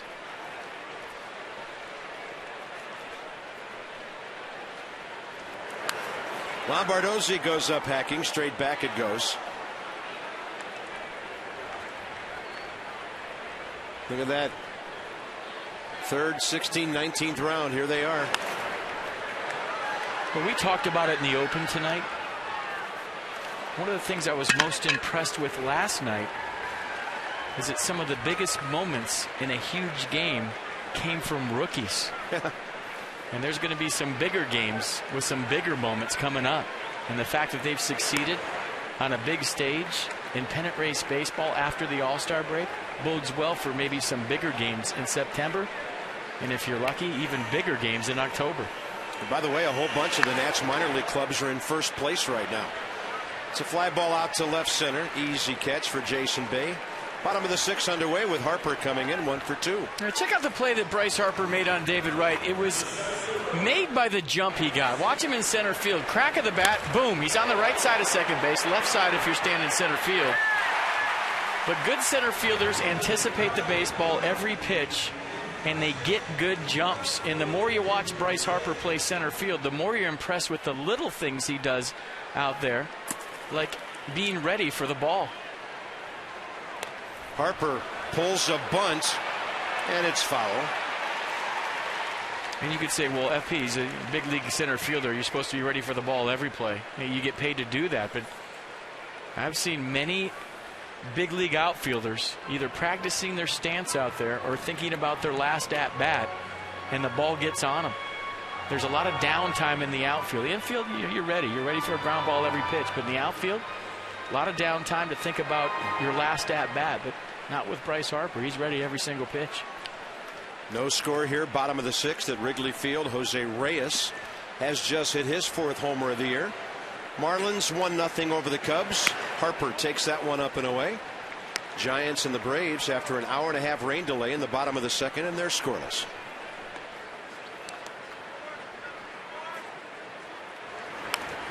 Whoa.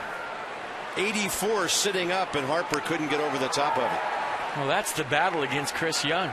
You're getting 84 miles an hour, letter high, and you can't get to it. And it's not just Bryce, it's every hitter in the league. When you talk to hitter after hitter, for some reason, he tries to throw it up there. Imagine him when he was throwing 90, 91 in San Diego. It must have looked like 191.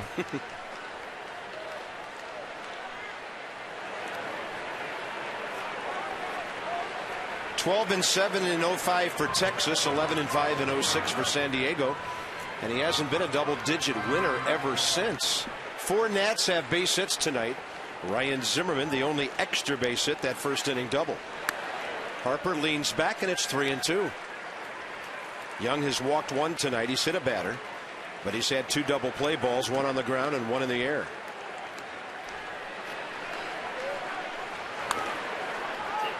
And the more fastballs he sees up in the zone, the better this at-bat is going to get. We have an AT&T fact of the game for you. How about Pete McCannon, an old buddy of yours? Bench coach for the Philadelphia Phillies. I texted him today. I said, hey, did you know that you were the only other guy in franchise history to tie a game with a triple in extra innings? He texted me back after their game against the Dodgers tonight. He said it was a stand-up triple at that. I texted him back and I said I had a stand-up single once. Harper bounces one over the bag.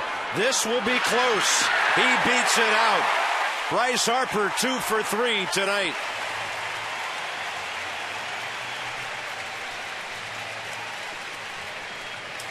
So it turned out it really wasn't that close. He beat it in good fashion. Well, you have to be clean if you're an infielder with the speed of Bryce Harper, especially on a chopper. Ruben Tejada took an extra step right there, trying to get the ball out of his glove. So you see the speed of Harper putting his head down, and the traveling violation by Ruben Tejada allowed Bryce Harper to get an infield single. That's his 76th major league hit now in 271 at-bats. And Chris Young tonight in 3 at-bats has gone full to Bryce Harper every time. He's thrown 25 pitches to one batter. So how about that? 82 pitches for Chris Young tonight, 25 of them just to Bryce Harper. And he just felt like that last game against the Marlins in Miami. That was the calm before the storm. And last night, some big hits, 2 more tonight. Ryan Zimmerman 1 for 2 with a double. Strike one.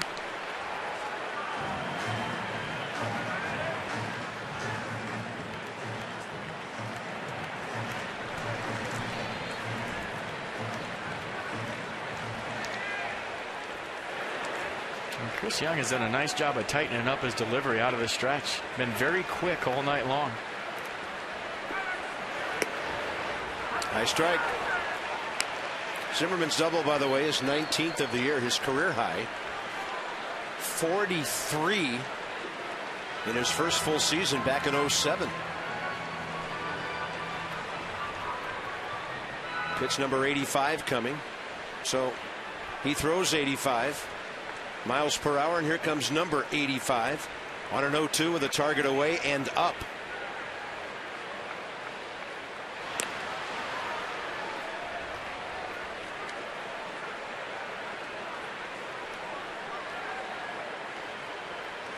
Now, don't you get the feeling with this ball club after watching them all year, it's not a matter of if, it's when. It's a matter of when. Or how. And the 0-2 with 1 out. Zimmerman tried to wait for it. 77. And he strikes out. Chris Young, only his 2nd K of the night. It'll be up to Adam LaRoche now here in the 6th.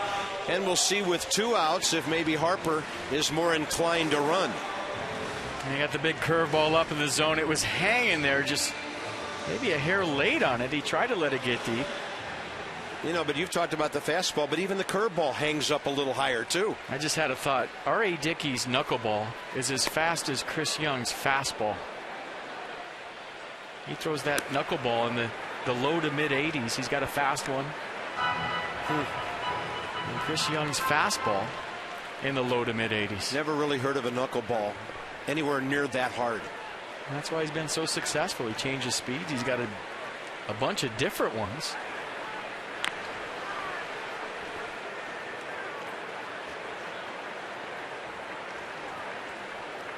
Adam LaRoche 0 for 1 with a walk tonight, his 40th of the year. He is 3 for 10 career against Young with a couple of homers and 6 RBIs. Gets a hold of that one, but hooks it out of play. Then you get a real good piece of contact and you're way out ahead. Yeah, tough to stay back. 84 miles an hour, fastball right down the middle. Got on top of that one. Couldn't keep it fair. And I guess if the Nats see Chris Young tonight, there's a chance they'll see him Monday night in New York. 1 ball, 1 strike, back-to-back series nearly against the Mets. With the Braves in between this weekend.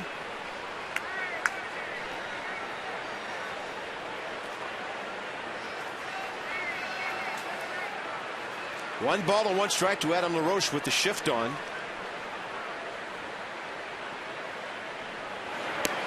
And that breaking ball drops right in. David Wright, not that far from Ruben Tejada, who's playing right behind the bag at second.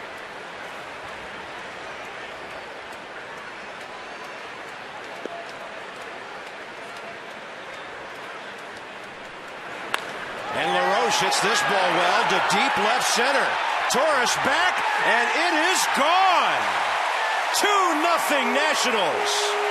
Number 16 for LaRoche.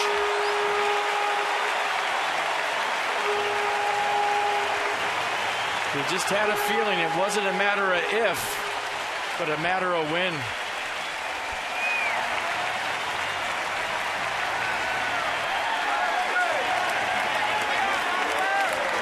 Well, we don't see Adam LaRoche go opposite field out of the park that often. FP, that is one impressive piece of contact right there. It's nice to see him get rewarded for a ball that way. He hit 2 balls in Miami, one to the 386 mark in left center field that would have tied a game late against Cishek. Another one, I think the second or third game of the series. So finally gets rewarded for an opposite field fly ball. And that ball was hit where the right-handed pull hitters go. And staying back on the curveball, making the adjustment out over the plate. Look at the extension. Just another sweet swing from Adam Kuhl. Big breaking ball. Michael Morse can't reach it. Quickly 0-2. Young has given up his 5th homer of the year in 46 innings. And the Nats put a crooked number on the board with their 94th home run of the year. 0-2 to Michael. And he goes high in the air to right field. Near the scoreboard and caught by Lucas Duda. The Nats putting on some opposite field power show here. And into the 7th inning now. It's 2-0 home team.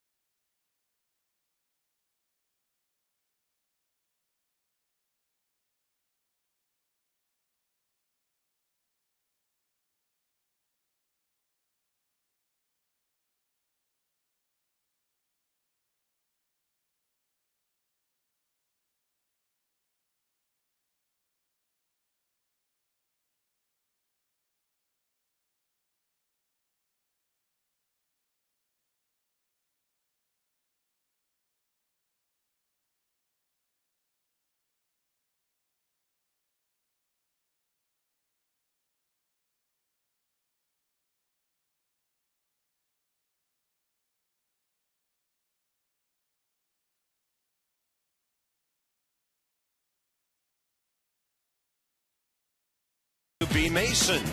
Who but W.B. Mason? Adam LaRoche's home run right over that W.B. Mason sign in deep left center. And the Nats on top 2-0. Adams now driven in 55 runs this year. The Potomac Nationals back home through the 22nd.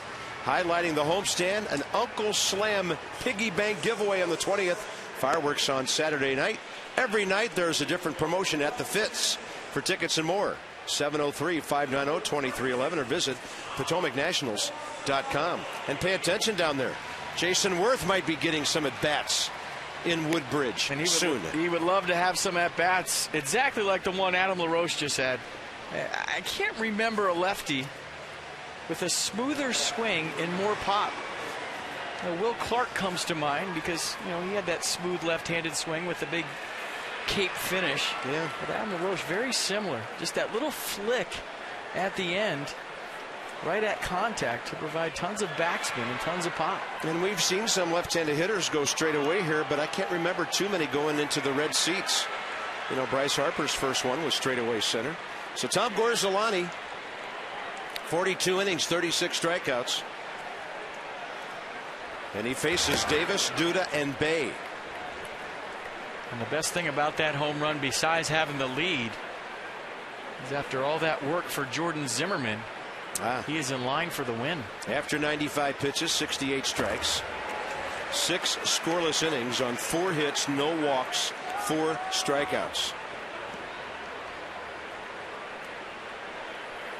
It just seems like with Jordan, 1 is all the run support he needs. Target away. And a breaking ball low and outside. 2 balls, 1 strike. Gorzolani, 4-pitch guy. Fastball, slider, cutter, change. He's out of the cutter this year. Throws it about 9% of the time. It'll be in the upper 80s. Fastball in the low 90s. And throw that change up about 15% of the time. That's in the mid 80s too.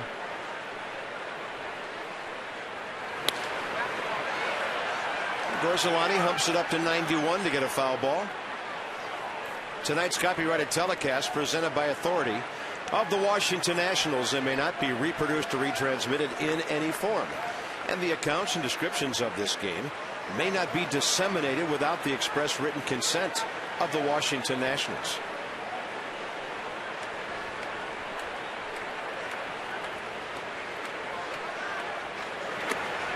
Gorzolani with a breaking ball low and away. He's got 2 lefties here before Jason Bay. Lucas Duda next. And Gorzolani's only job is to get this game to Sean Burnett with a 2-run lead in the 8th. The ball hooked to right. Michael Moore stalking it and getting there to make the grab.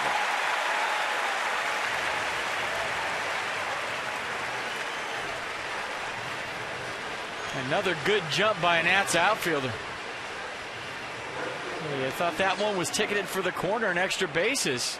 Mike Davis out in front and just gets the barrel on the ball, keeps his hands back nicely, fooled by the off speed. But Michael Morris going a long way to make a fine running catch.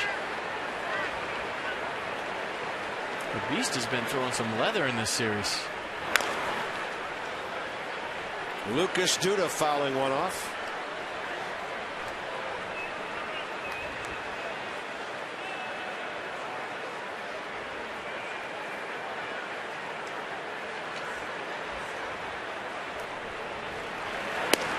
Look at that zip on that fastball. Gorzolani at 93. That's one of the best heaters he's thrown this year. Dominating this hitter. His last appearance was Monday at Miami, a scoreless inning. A couple of strikeouts. And going back to the 21st of April, Tom Gorzolani's ERA is just over 3. It'll also be interesting to see if the score stays the same if Davey goes to Sean Burnett on back-to-back nights. And his elbow's been barking a little bit. Might depend on where the Mets are in their lineup at that time, whether he goes lefty or righty. You know, as you mentioned, Ryan Matthews only pitched to 1 batter last night. He's fresh. Craig Stammen fresh.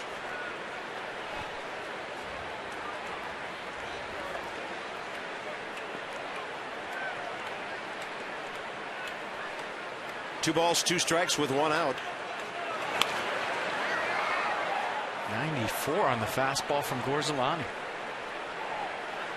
Well, we've talked about this before. He will surprise you. Miguel Batista still throwing for the Mets. By the way, the Mets are looking at some doubleheader action coming up, and Miguel Batista is going to be making a start for them soon.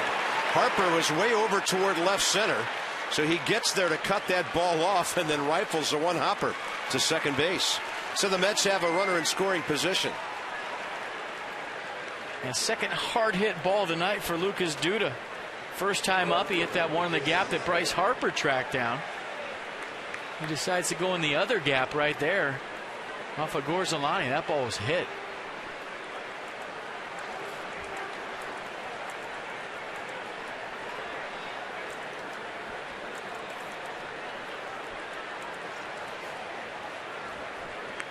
just as you say Ryan Matthews' name, he gets up in the Nats bullpen.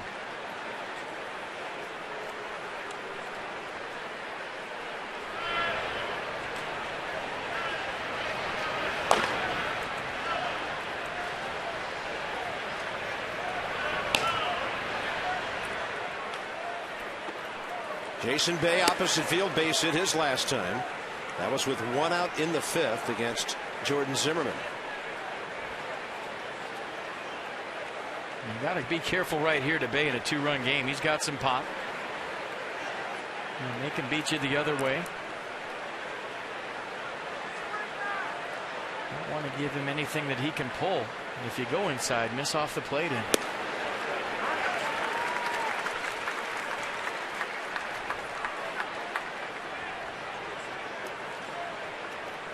Now 1 for 19 with runners in scoring position this year. Yeah, a lot of that goes back to a slow start in April when it can be very cold and kind of miserable in New York.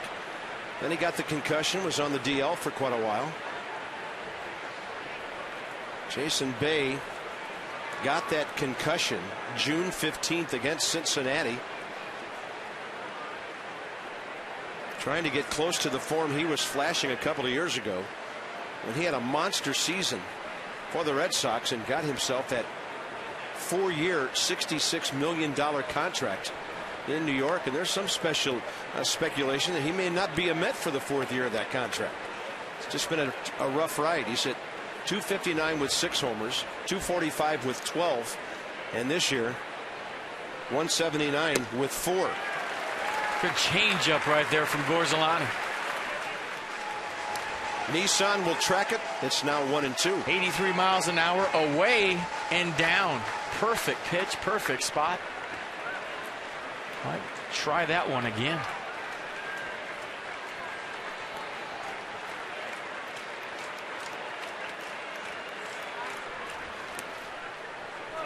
And he did. He tried to double up on the changeup. Watching Jesus Flores back there. Nice block to keep Duda at second base, but doing a better job of setting up in to Bay and then going outside at the last second. And make it look like the pitch is going to come inside and then jump out at the last second. Don't give that base runner on second base any advantage to relay location to a hitter. Jumps outside. Bay had a good rip.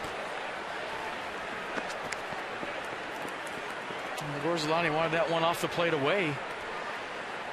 But I think the fact that he's got good velocity tonight allowed him to get away with a fastball over the plate.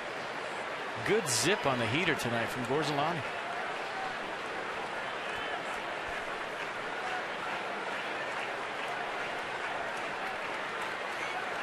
Runner at second, 1 out, and a 2-2 7th inning pitch. Bounced right to Danny Espinosa. 2 down. You see the arm on Espinosa right there? Wow. Kind of fun now that he can showcase it at short and not at second with these longer throws. That was a seed right on the money to LaRoche. And I think LaRoche had a little flinch at the end. Maybe fooled by the velocity. Check it out one more time. Routine ground ball to short. We haven't seen Espinosa play over there too much, but watch the throw and watch LaRoche at the end. Ooh. That had some hair on it. 2 outs now, and Andres Torres the hitter. He'll have to turn around to bat right-handed, where he's been better this year at .279.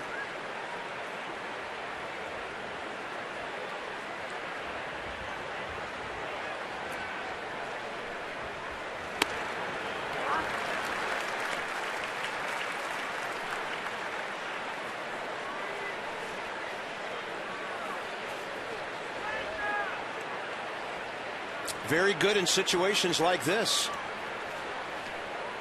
11 of his 23 RBIs, most of that from the right side.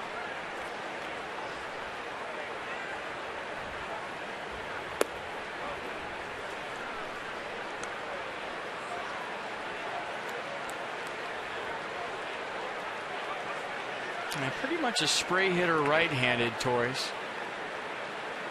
Get the ball where it's pitched, pull the off-speed stuff. He likes to go the other way with the fastball right-handed. You see where Bryce Harper's standing in center field, playing him opposite.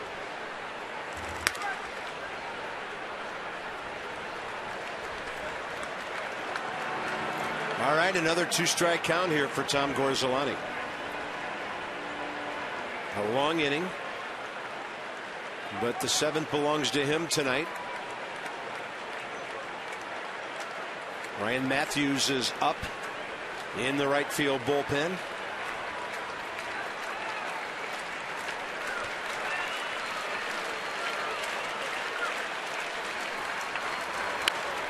Jammed in with a breaking ball, and it bounces into the Mets dugout.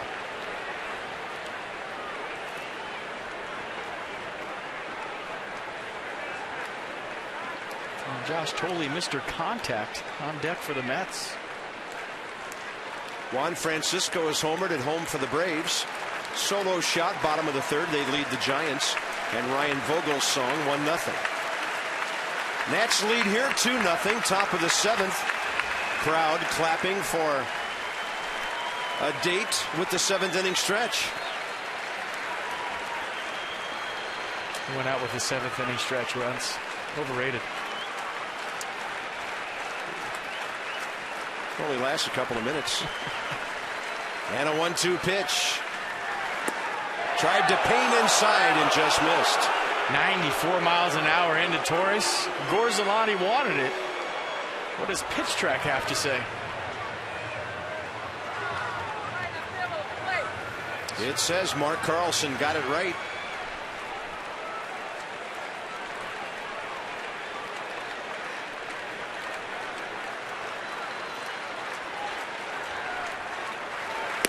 Then he tried to go side door with the breaking ball and totally missed on that one. Counts full.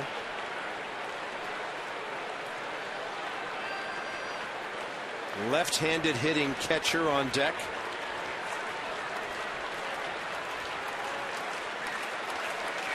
Let's see if he challenges him with that good fastball in the 3-2 count with first base open. He does. That's trouble. Right side. Around 3rd is Duda. Michael Morse hits the cutoff man. Play at 2nd, and they've got Andres Torres hung up. So the Mets pick up a run. They make a base running mistake and lose a runner.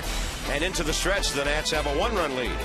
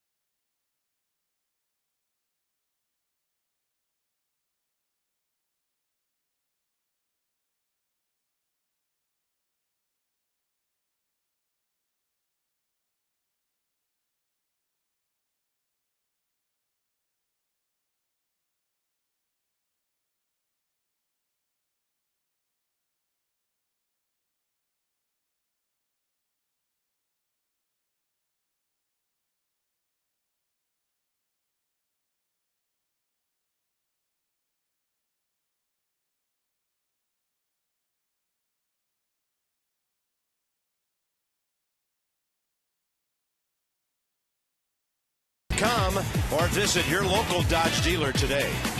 And by Verizon Fios. Introducing Verizon Fios. Quantum speed.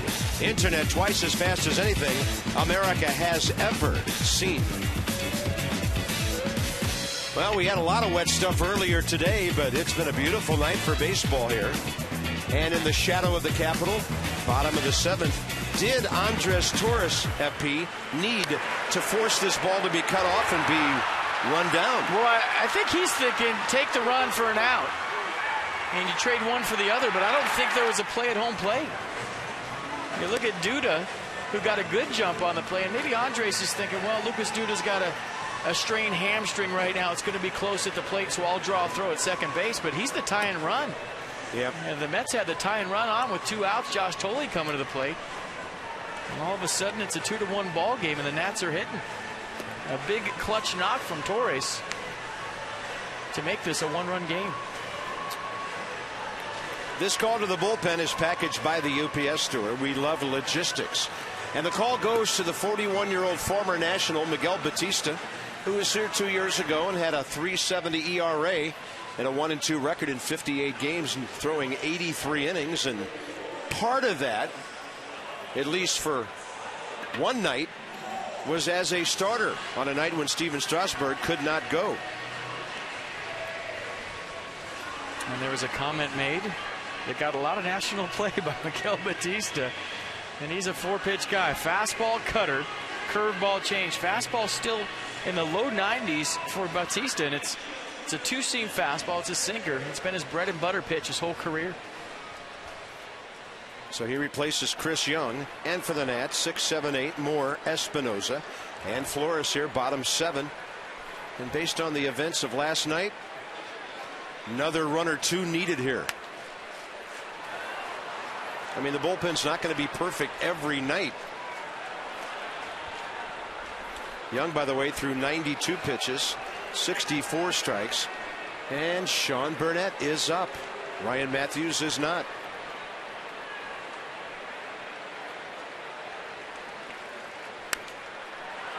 In the air right side, that's out of play. Chris Young pitched well enough to win tonight.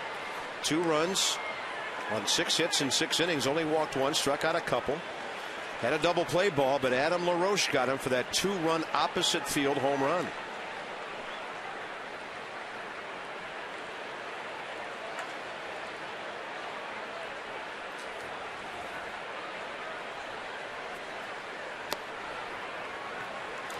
Now Davey Johnson would love to get a few more runs here for obvious reasons, but maybe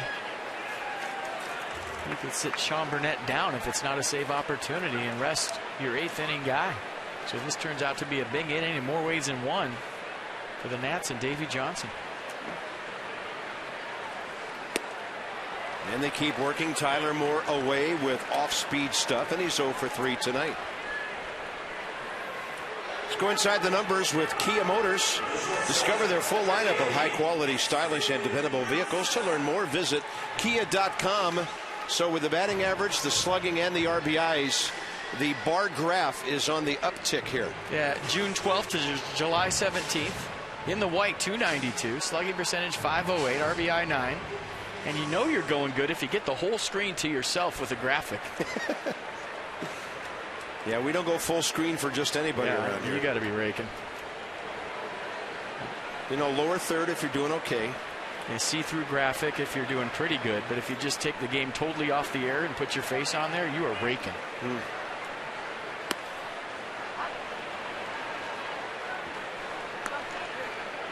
And that is Josh Edgin, who had a bit of a rough outing here last night in the 8th inning. Gave up a game-tying run. Actually, the run that put the Nats up 2-0 on the Lombardozzi hit. And the 0-1 to Espinoza. Rifles one right to the left of Ruben Tejada. That ball almost carried him into the outfield.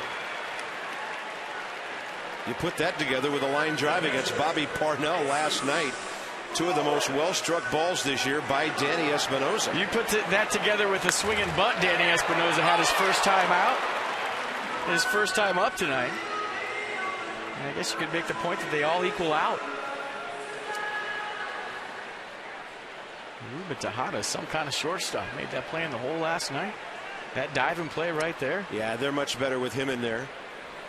Remember the first series the Mets were here, Valdespin hit that big homer against Jordan Zimmerman, but he made 3 errors at shortstop, and Murphy booted a couple at second base. I think Quintanilla had an error too, and he was just placed on waivers by the Mets. Yeah, they designated him for assignment yesterday when they reactivated Jason Bay. And right now, Jesus Flores overmatched on that breaking ball with Roger Bernardino on deck. And see guys take swings like that, it'll tell you they're in between a fastball and in between off speed. You get caught in between, you can't hit either one. Been there, done that. It just means you're thinking too much.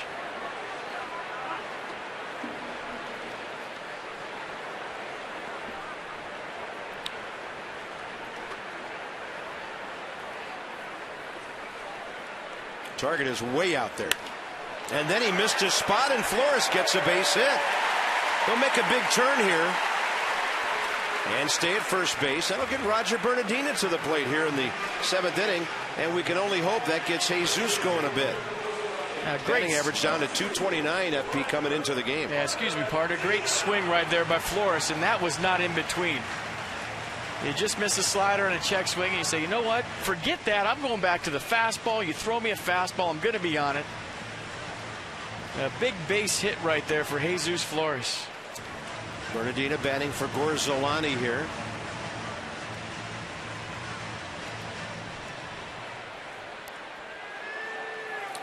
And Roger Bernardina, as a pinch hitter, 5 for 16 with an RBI.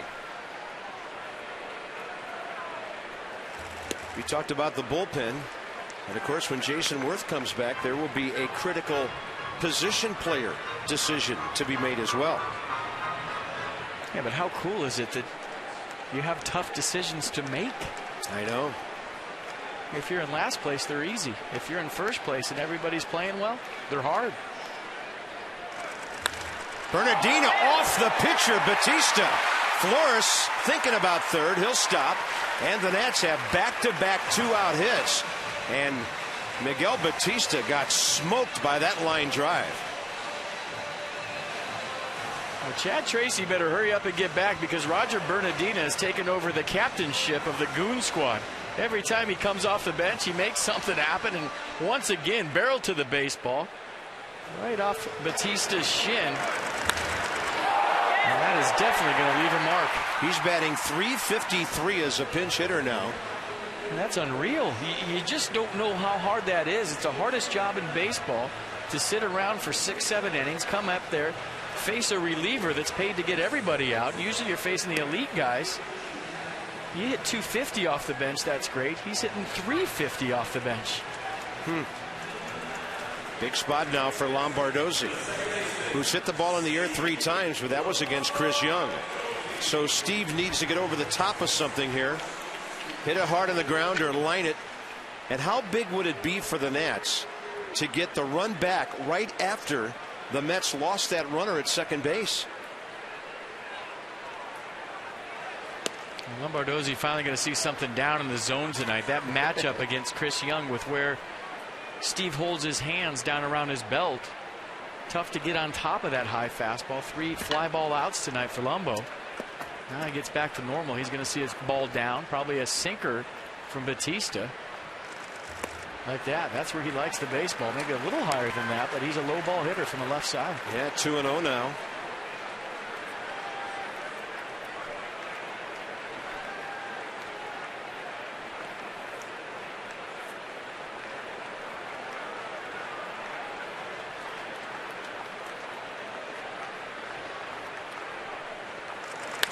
Lombardozzi heading for the scoreboard, and maybe more.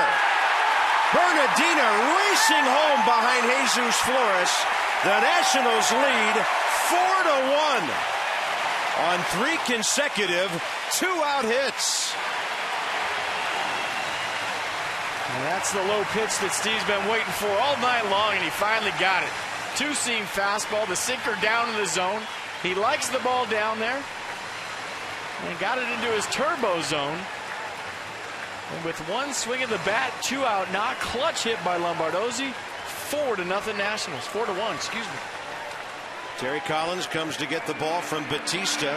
They'll go with a lefty against Bryce Harper. 2-out 7th inning lightning by the Nats.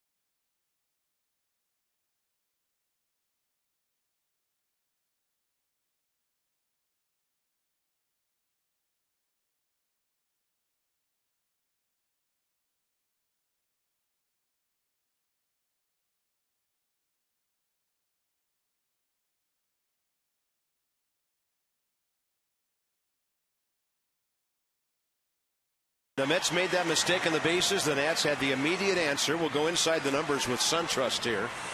And in runs per game, the Nats followed a paltry April with a good May, a better June, and now a very productive July.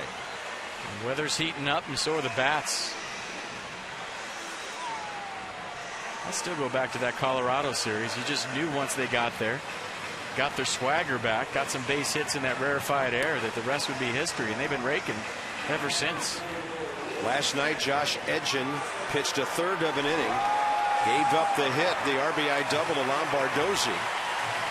So here he is against Bryce Harper, probably a one-batter appearance as they get another right-hander ready for Ryan Zimmerman if this inning goes that far.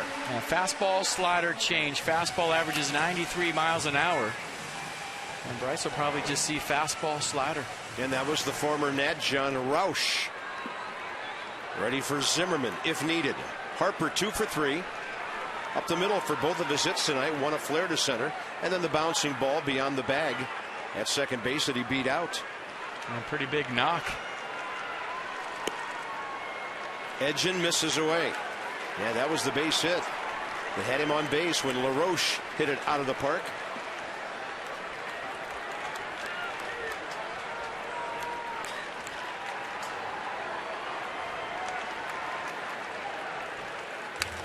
Ooh, big rip on a breaking ball up.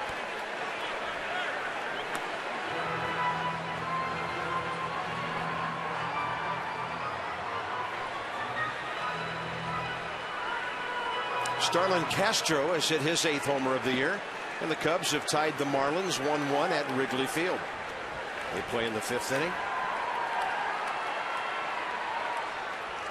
Harper got a breaking ball, and he got out ahead of it and pops it up to right. Lucas Duda. The Nats will come up big as Steve Lombardozzi now in this series has 3 late game RBIs.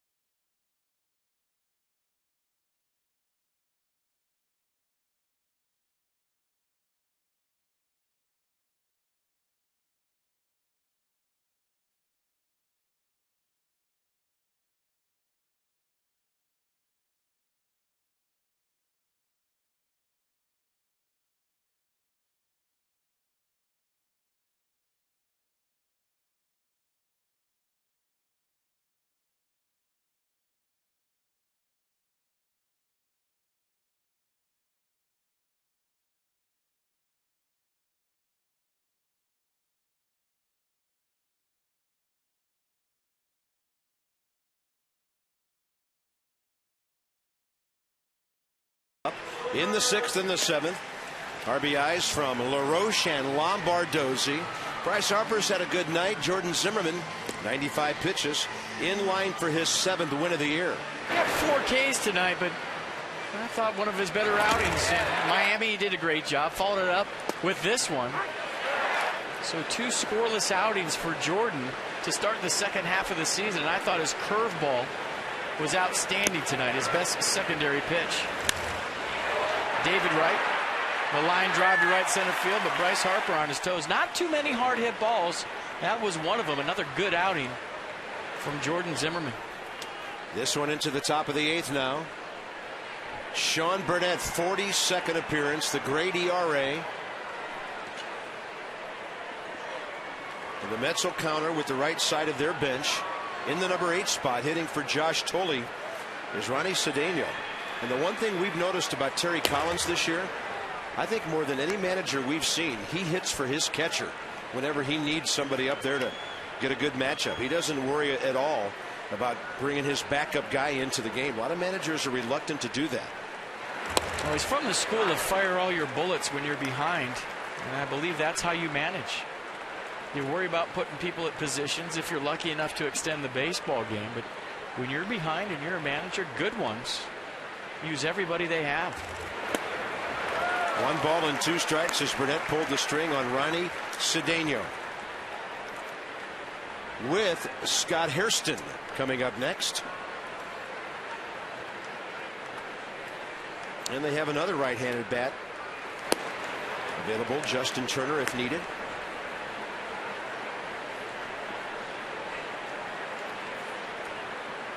And that's why Ronnie Cedeno is leading off the 8th.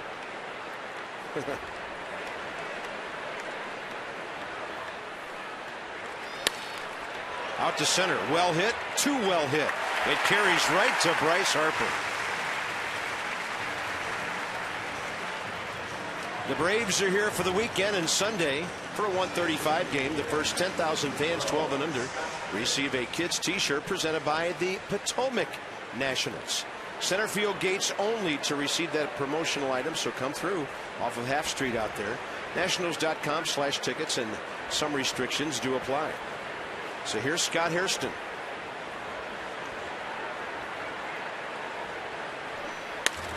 He goes to center field. Harper on the move. Can't get that one. And Sean Burnett's given up 2 rockets here. Line drive right at Harper, and now Hairston, a very well hit double. Top of the order for the not going away New York Mets. Now, did you think they would?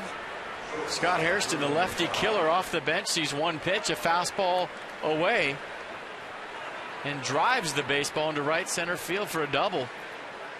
He's got some kind of pop for a little guy, but his swing is so short. He stays so connected throughout his swing. That means letting the ball get deep, never really out in front. That was a good swing. Top of the order now, Ruben Tejada.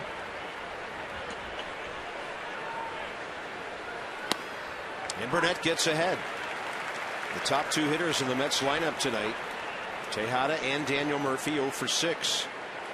When you think about facing Sean Burnett and what we've seen this year, if you were a hitter, why wouldn't you go up there and swing at the first pitch? He's been 0-1 to every single hitter almost all season long. It's usually a first pitch fastball. And we've seen guys offer at it. Usually it's that 2-seam fastball away to a right-hander. They run out of bat, foul it off down the right field line. But if you're facing Burnett, you know you're going to get a strike. He'll occasionally bust that breaking ball in on guys, but getting ahead has been his MO. Took a little bit off that one, mid-80s. 2 balls, 1 strike. And Ryan Matthews is up again in the Nationals bullpen. Who do you think that's for? The guy he got out last night, David Wright. See round 2 tonight. Yeah, maybe.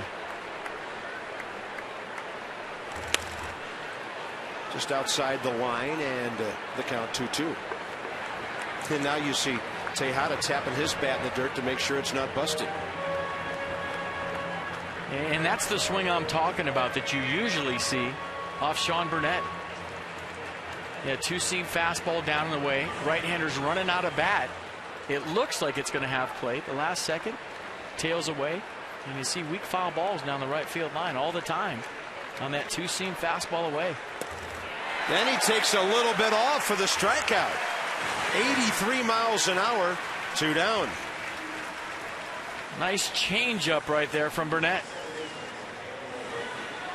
You see the one finger off the baseball, the loose grip, same arm speed, same release point as the fastball. Good pitch. $37 more for the Children's Inn at the National Institutes of Health from the Washington area Toyota dealers, helping children and their families while they receive medical treatment at NIH. Here's Daniel Murphy with David Wright on deck. A little flinch by Flores there. I think he thought that was a strike.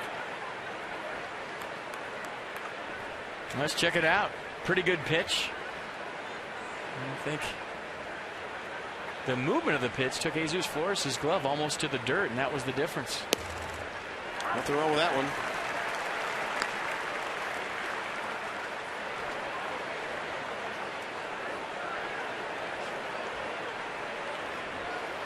Hairston still sitting at second base, 2 outs now.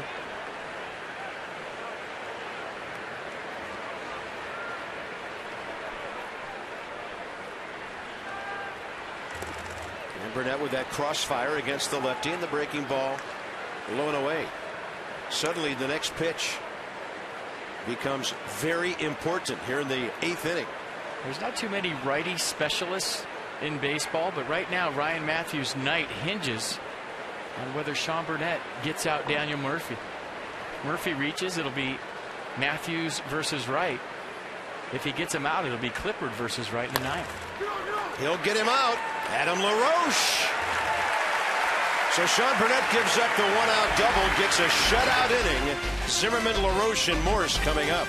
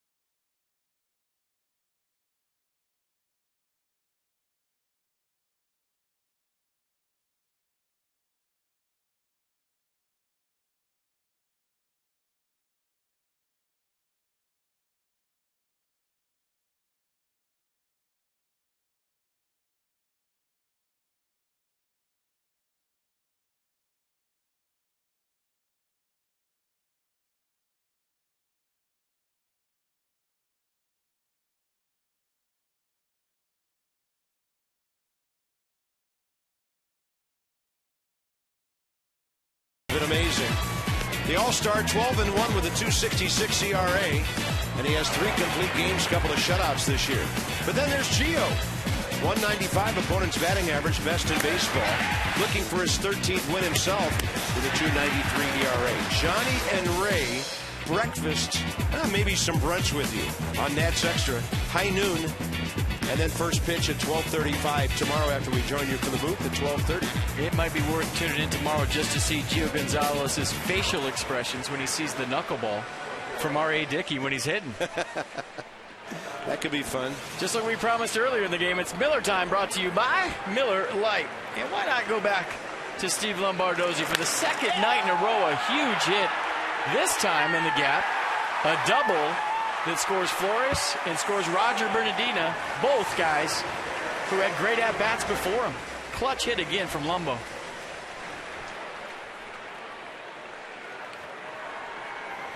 Mets with a bunch of changes, and one of them is the former National John Roush, who came here from Montreal, pitched for the Nats 05 to 08. Mike Nikias bats 9th, takes over behind the plate. And staying in is Ronnie Cedeno, batting 8th and playing second base. Pitchers batting 2nd. And Ryan Zimmerman is 1 for 2 career against 6'11", 290-pound John Roush. He was almost 2 for 3 with a home run after that swing. Roush, a 4-pitch guy. Fastball, slider, curveball, change. Fastball in the low 90s. Pretty solid setup man for Chad Cordero here. Then he did some closing after Chad ran into some injury problems.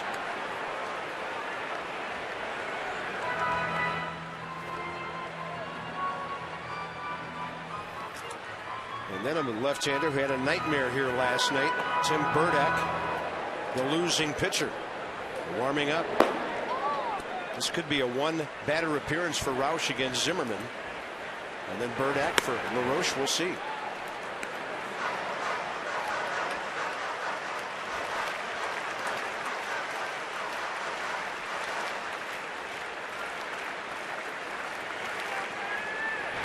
know who's pitching the ninth? If the Nats lead by 3, they get a run or 2 here. Maybe that'll change. Zimmerman gets jammed, and this ball is flared near the right field line for Lucas Duda. That's the first out. Remember your Washington area Lexus dealers donating $200 to the Children's National Medical Center every time a National hits a home run this year. Adam LaRoche, last time up. The 16th of the year. Curveball, backdoor variety, stays on it. And the same swing he took at least 3 or 4 times in Florida and was not rewarded for. Gets back home in the friendly confines with the white uni on and got himself a tater. 1 for 2 with a walk in that 2-run homer. John Roush with a breaking ball in there. LaRoche, career against Roush, 1 for 4 with a home run.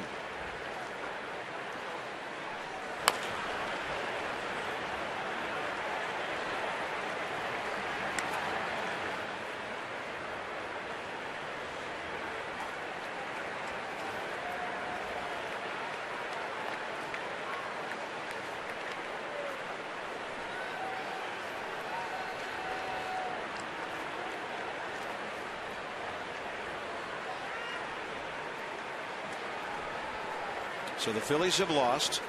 Braves ahead by a run in the 5th. Marlins tied in the 6th.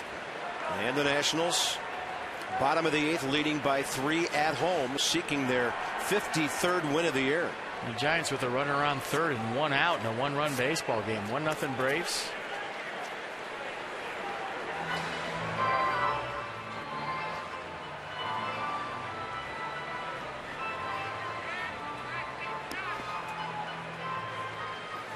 Whenever you're out of the market, take the Nats with you. MLB.tv. Every game live online on your favorite device in HD quality. Visit Nationals.com for more details and order. Adam LaRoche, uncatchable, but it's a foul ball. Baseball everywhere. MLB.tv.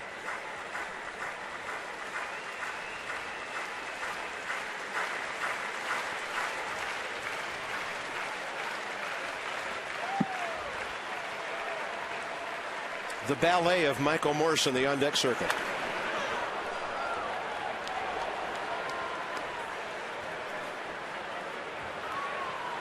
Well, that samurai cobra snake thing that he does has been getting better and better with every hit.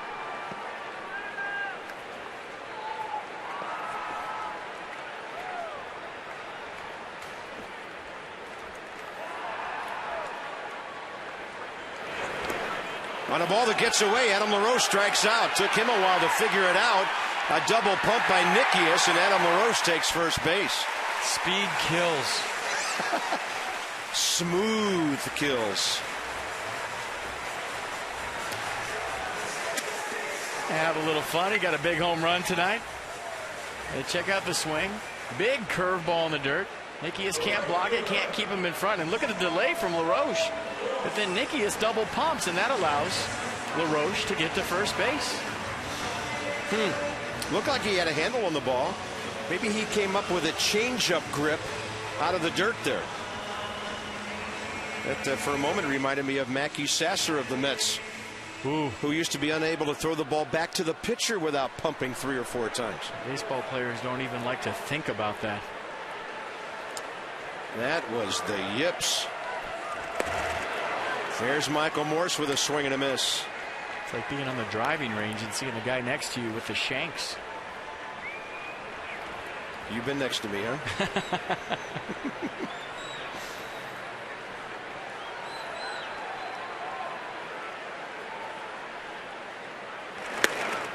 Fastball up, 91 from Roush, who used to get it to the mid-90s here.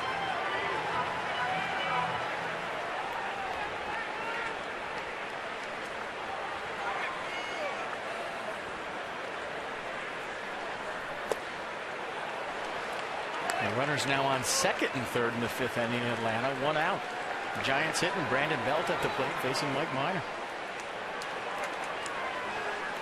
So do your Giants rally dance. The Nats are up 3.5 on the Braves, who lost last night. Got blown out by the Giants last evening. Runner goes. Adam LaRoche with a little surprise, and he had a great jump. We keep saying that ambush steal is not going to be an ambush anymore because LaRoche keeps doing it, but he got a great jump right there. Yeah, 2-strike count. You can't take the pitch. Morse fouls it off, but once again, the speed of Adam LaRoche. Adam LaRoche 1 for 2 this year, and in his career, he has 6 stolen bases. He's been caught 10 times.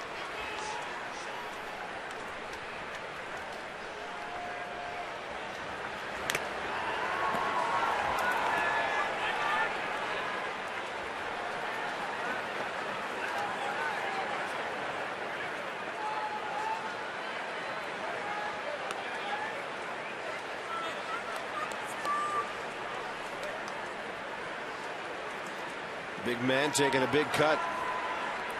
Mike Nickius, by the way, is batting second, not ninth as originally reported.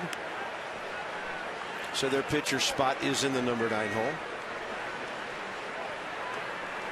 And a 1-2 from John Roush to Michael Morse. 1 on, 1 out. Bottom 8.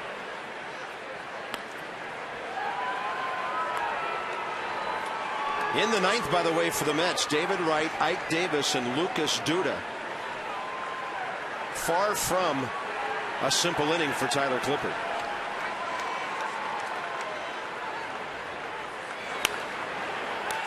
Wow. He's got a couple of curveballs up in this at-bat. That one was hanging there for a sec. Good fight going on right now between Roush and Morse.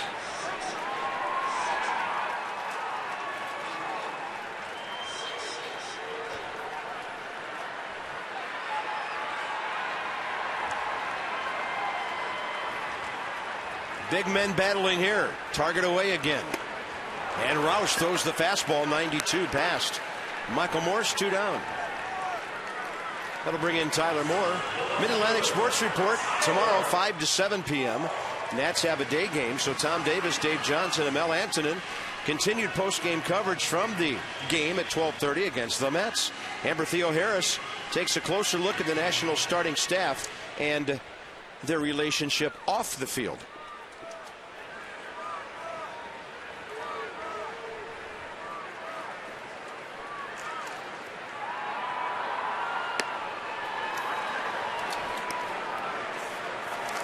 And the Giants left the bases loaded in the top of the 5th.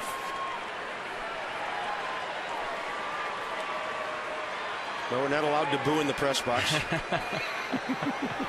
Ryan Vogelsong popped up with 2 outs and the bases loaded, so Bruce Bochy let his pitcher hit.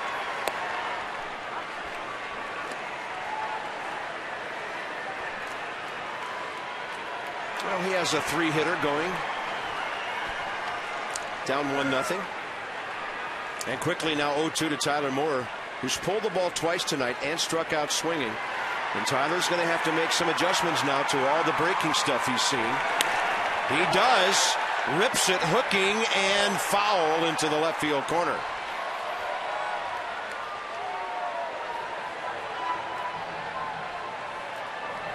Yeah, just couldn't stay back enough. Got out in front of this breaking ball. It's a good swing. Tried to keep his hands inside it. Foot down early. Good extension, but got around it a little bit, and that created that hook spin you see right there for the ball to go foul. And that's the thing when we say keeping your hands inside the baseball. For right-handers, you get that inside-out swing or that 12-6 rotation. The ball stays true. If you get around the baseball, which happens all the time on off-speed pitches, it'll hook. 0-2, and Moore goes opposite way and fouls it out of play.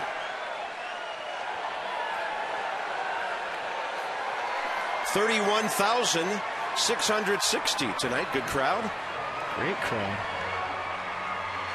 And we're told the advance sale is really good for tomorrow's day game. A lot of people, despite the heat, still love day baseball. I love a first-place ball club. A first-base ball club that might be the most entertaining baseball team at the major league level.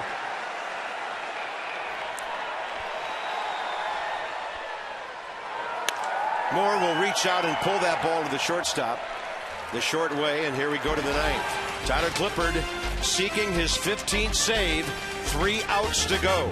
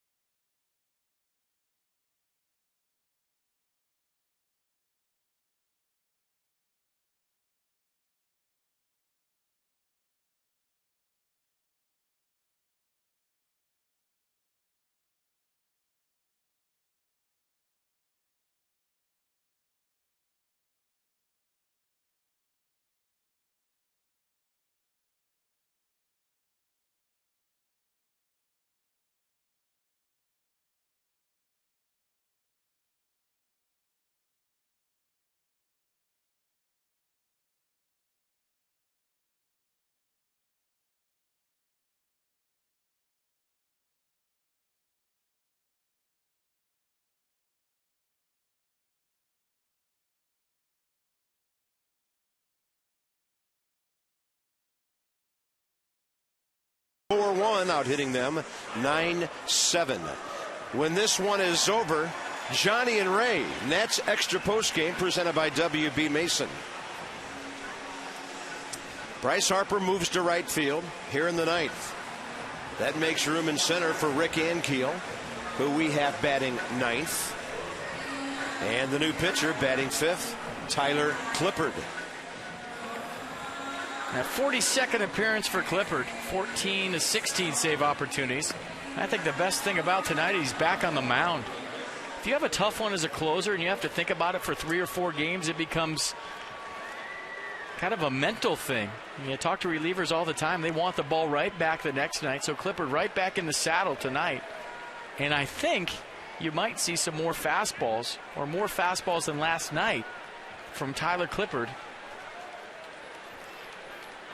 And he faces David Wright, who singled on him after the Josh Tolley single that started off the 9th inning last evening. So David Wright, 5 out of 14 career against Tyler Clippard. And he goes up hacking. That ball is smoked right center, and it is gone.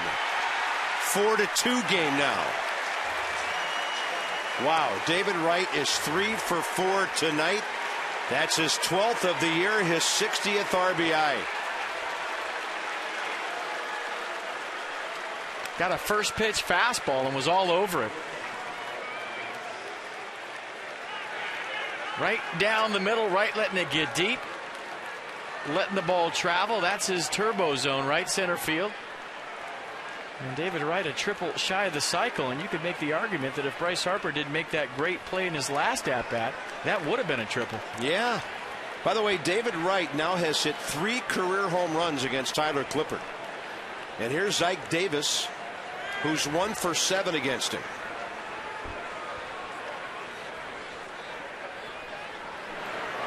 Oh my goodness. And after a first pitch home run and then that slider popping out of Clippard's hands, they start to wonder if that rattled him a little bit. And now you just got to refocus, get back in the strike zone, forget about what's happened to this point. But that was the curveball. Trying to get ahead, squirted out of there. Then he follows it up with a perfect changeup that had Ike Davis swinging seemingly before Clippard let the ball go.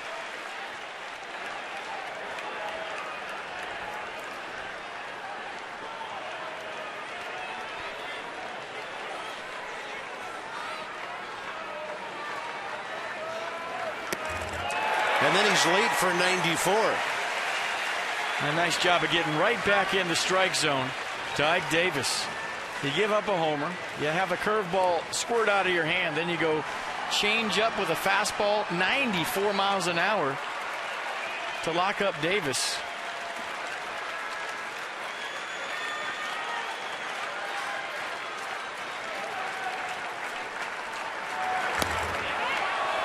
Try to drop the changeup to the outside corner.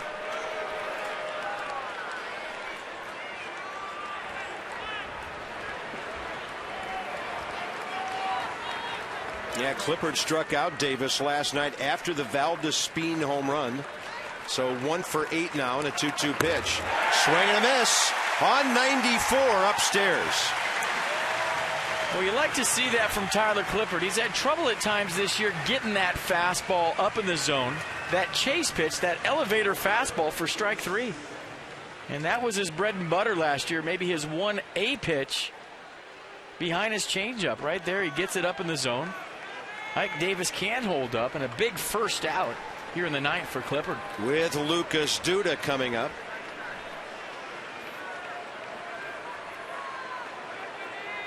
Clippard's retired him all 4 times they've faced each other. 2 strikeouts. Using the fastball to get ahead.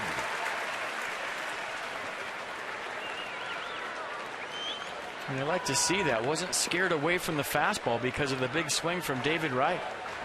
And one thing we know about Tyler Clippard, 2 words, no fear.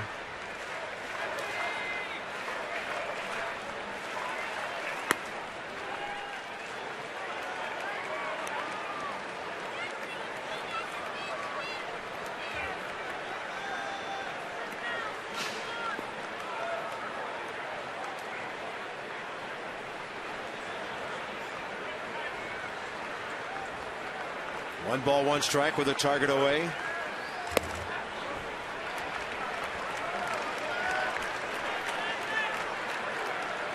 Duda 12 homers, 44 batted in.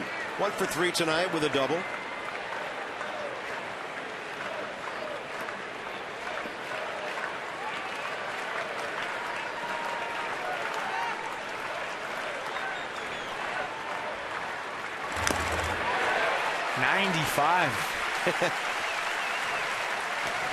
I don't really remember him getting above 94 this year. So at the stroke of 10 o'clock here, Nationals Park on July 18th. This team is trying to do something tonight it hasn't been able to do all year long. We'll save that for the 3rd out when it comes. Thank you.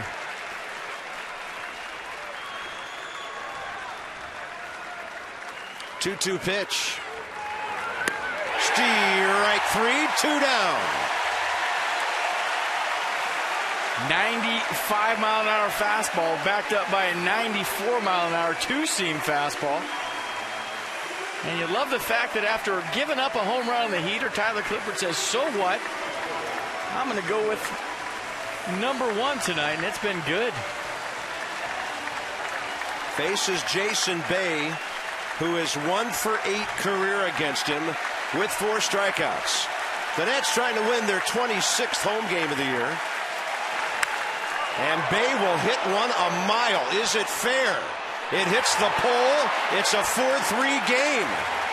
2 first pitch home runs in this 9th inning.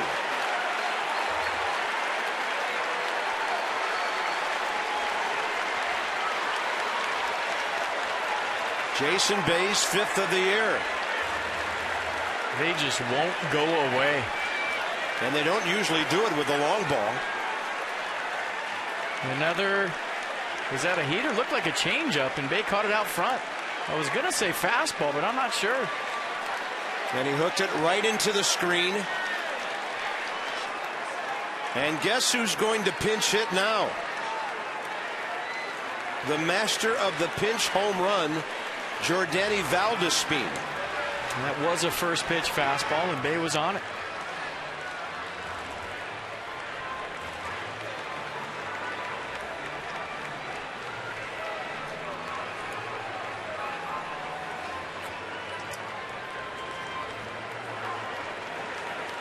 Valdespin career 1 for 2 with a home run. It came last night against Tyler Clippard.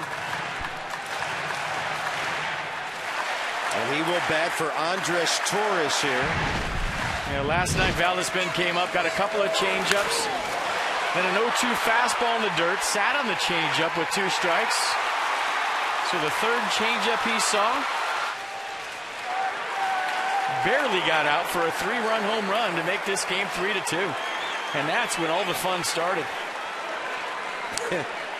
Some fun that we're okay with not seeing again tonight. Yeah, I'm all for a nice, calm evening the rest of the way. Valdespin 3 for 20 this year as a pinch hitter.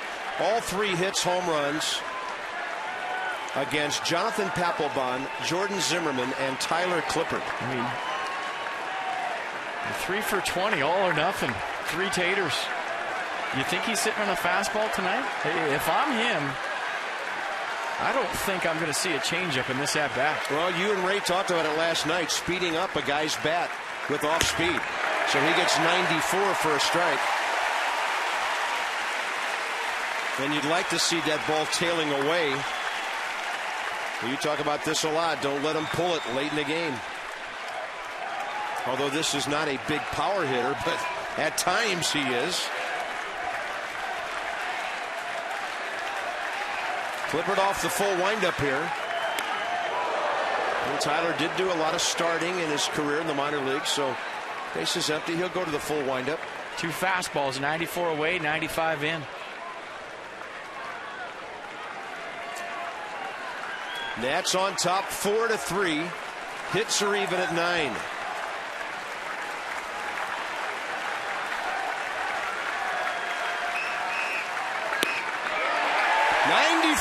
For strike 2.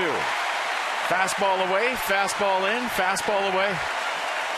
He wouldn't dare throw him a changeup on 1 and 2, would he? I'd go with that fastball up in his eyes. Try to get him to chase up out of the zone. You got some pitches to play with right now if you're Tyler Clippard.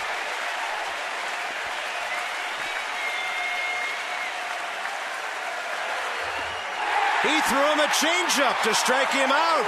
Game over. The Nats win it, and they've won another series. That's number 15 for Tyler Clippard. Just like a hit, it doesn't matter how it looks.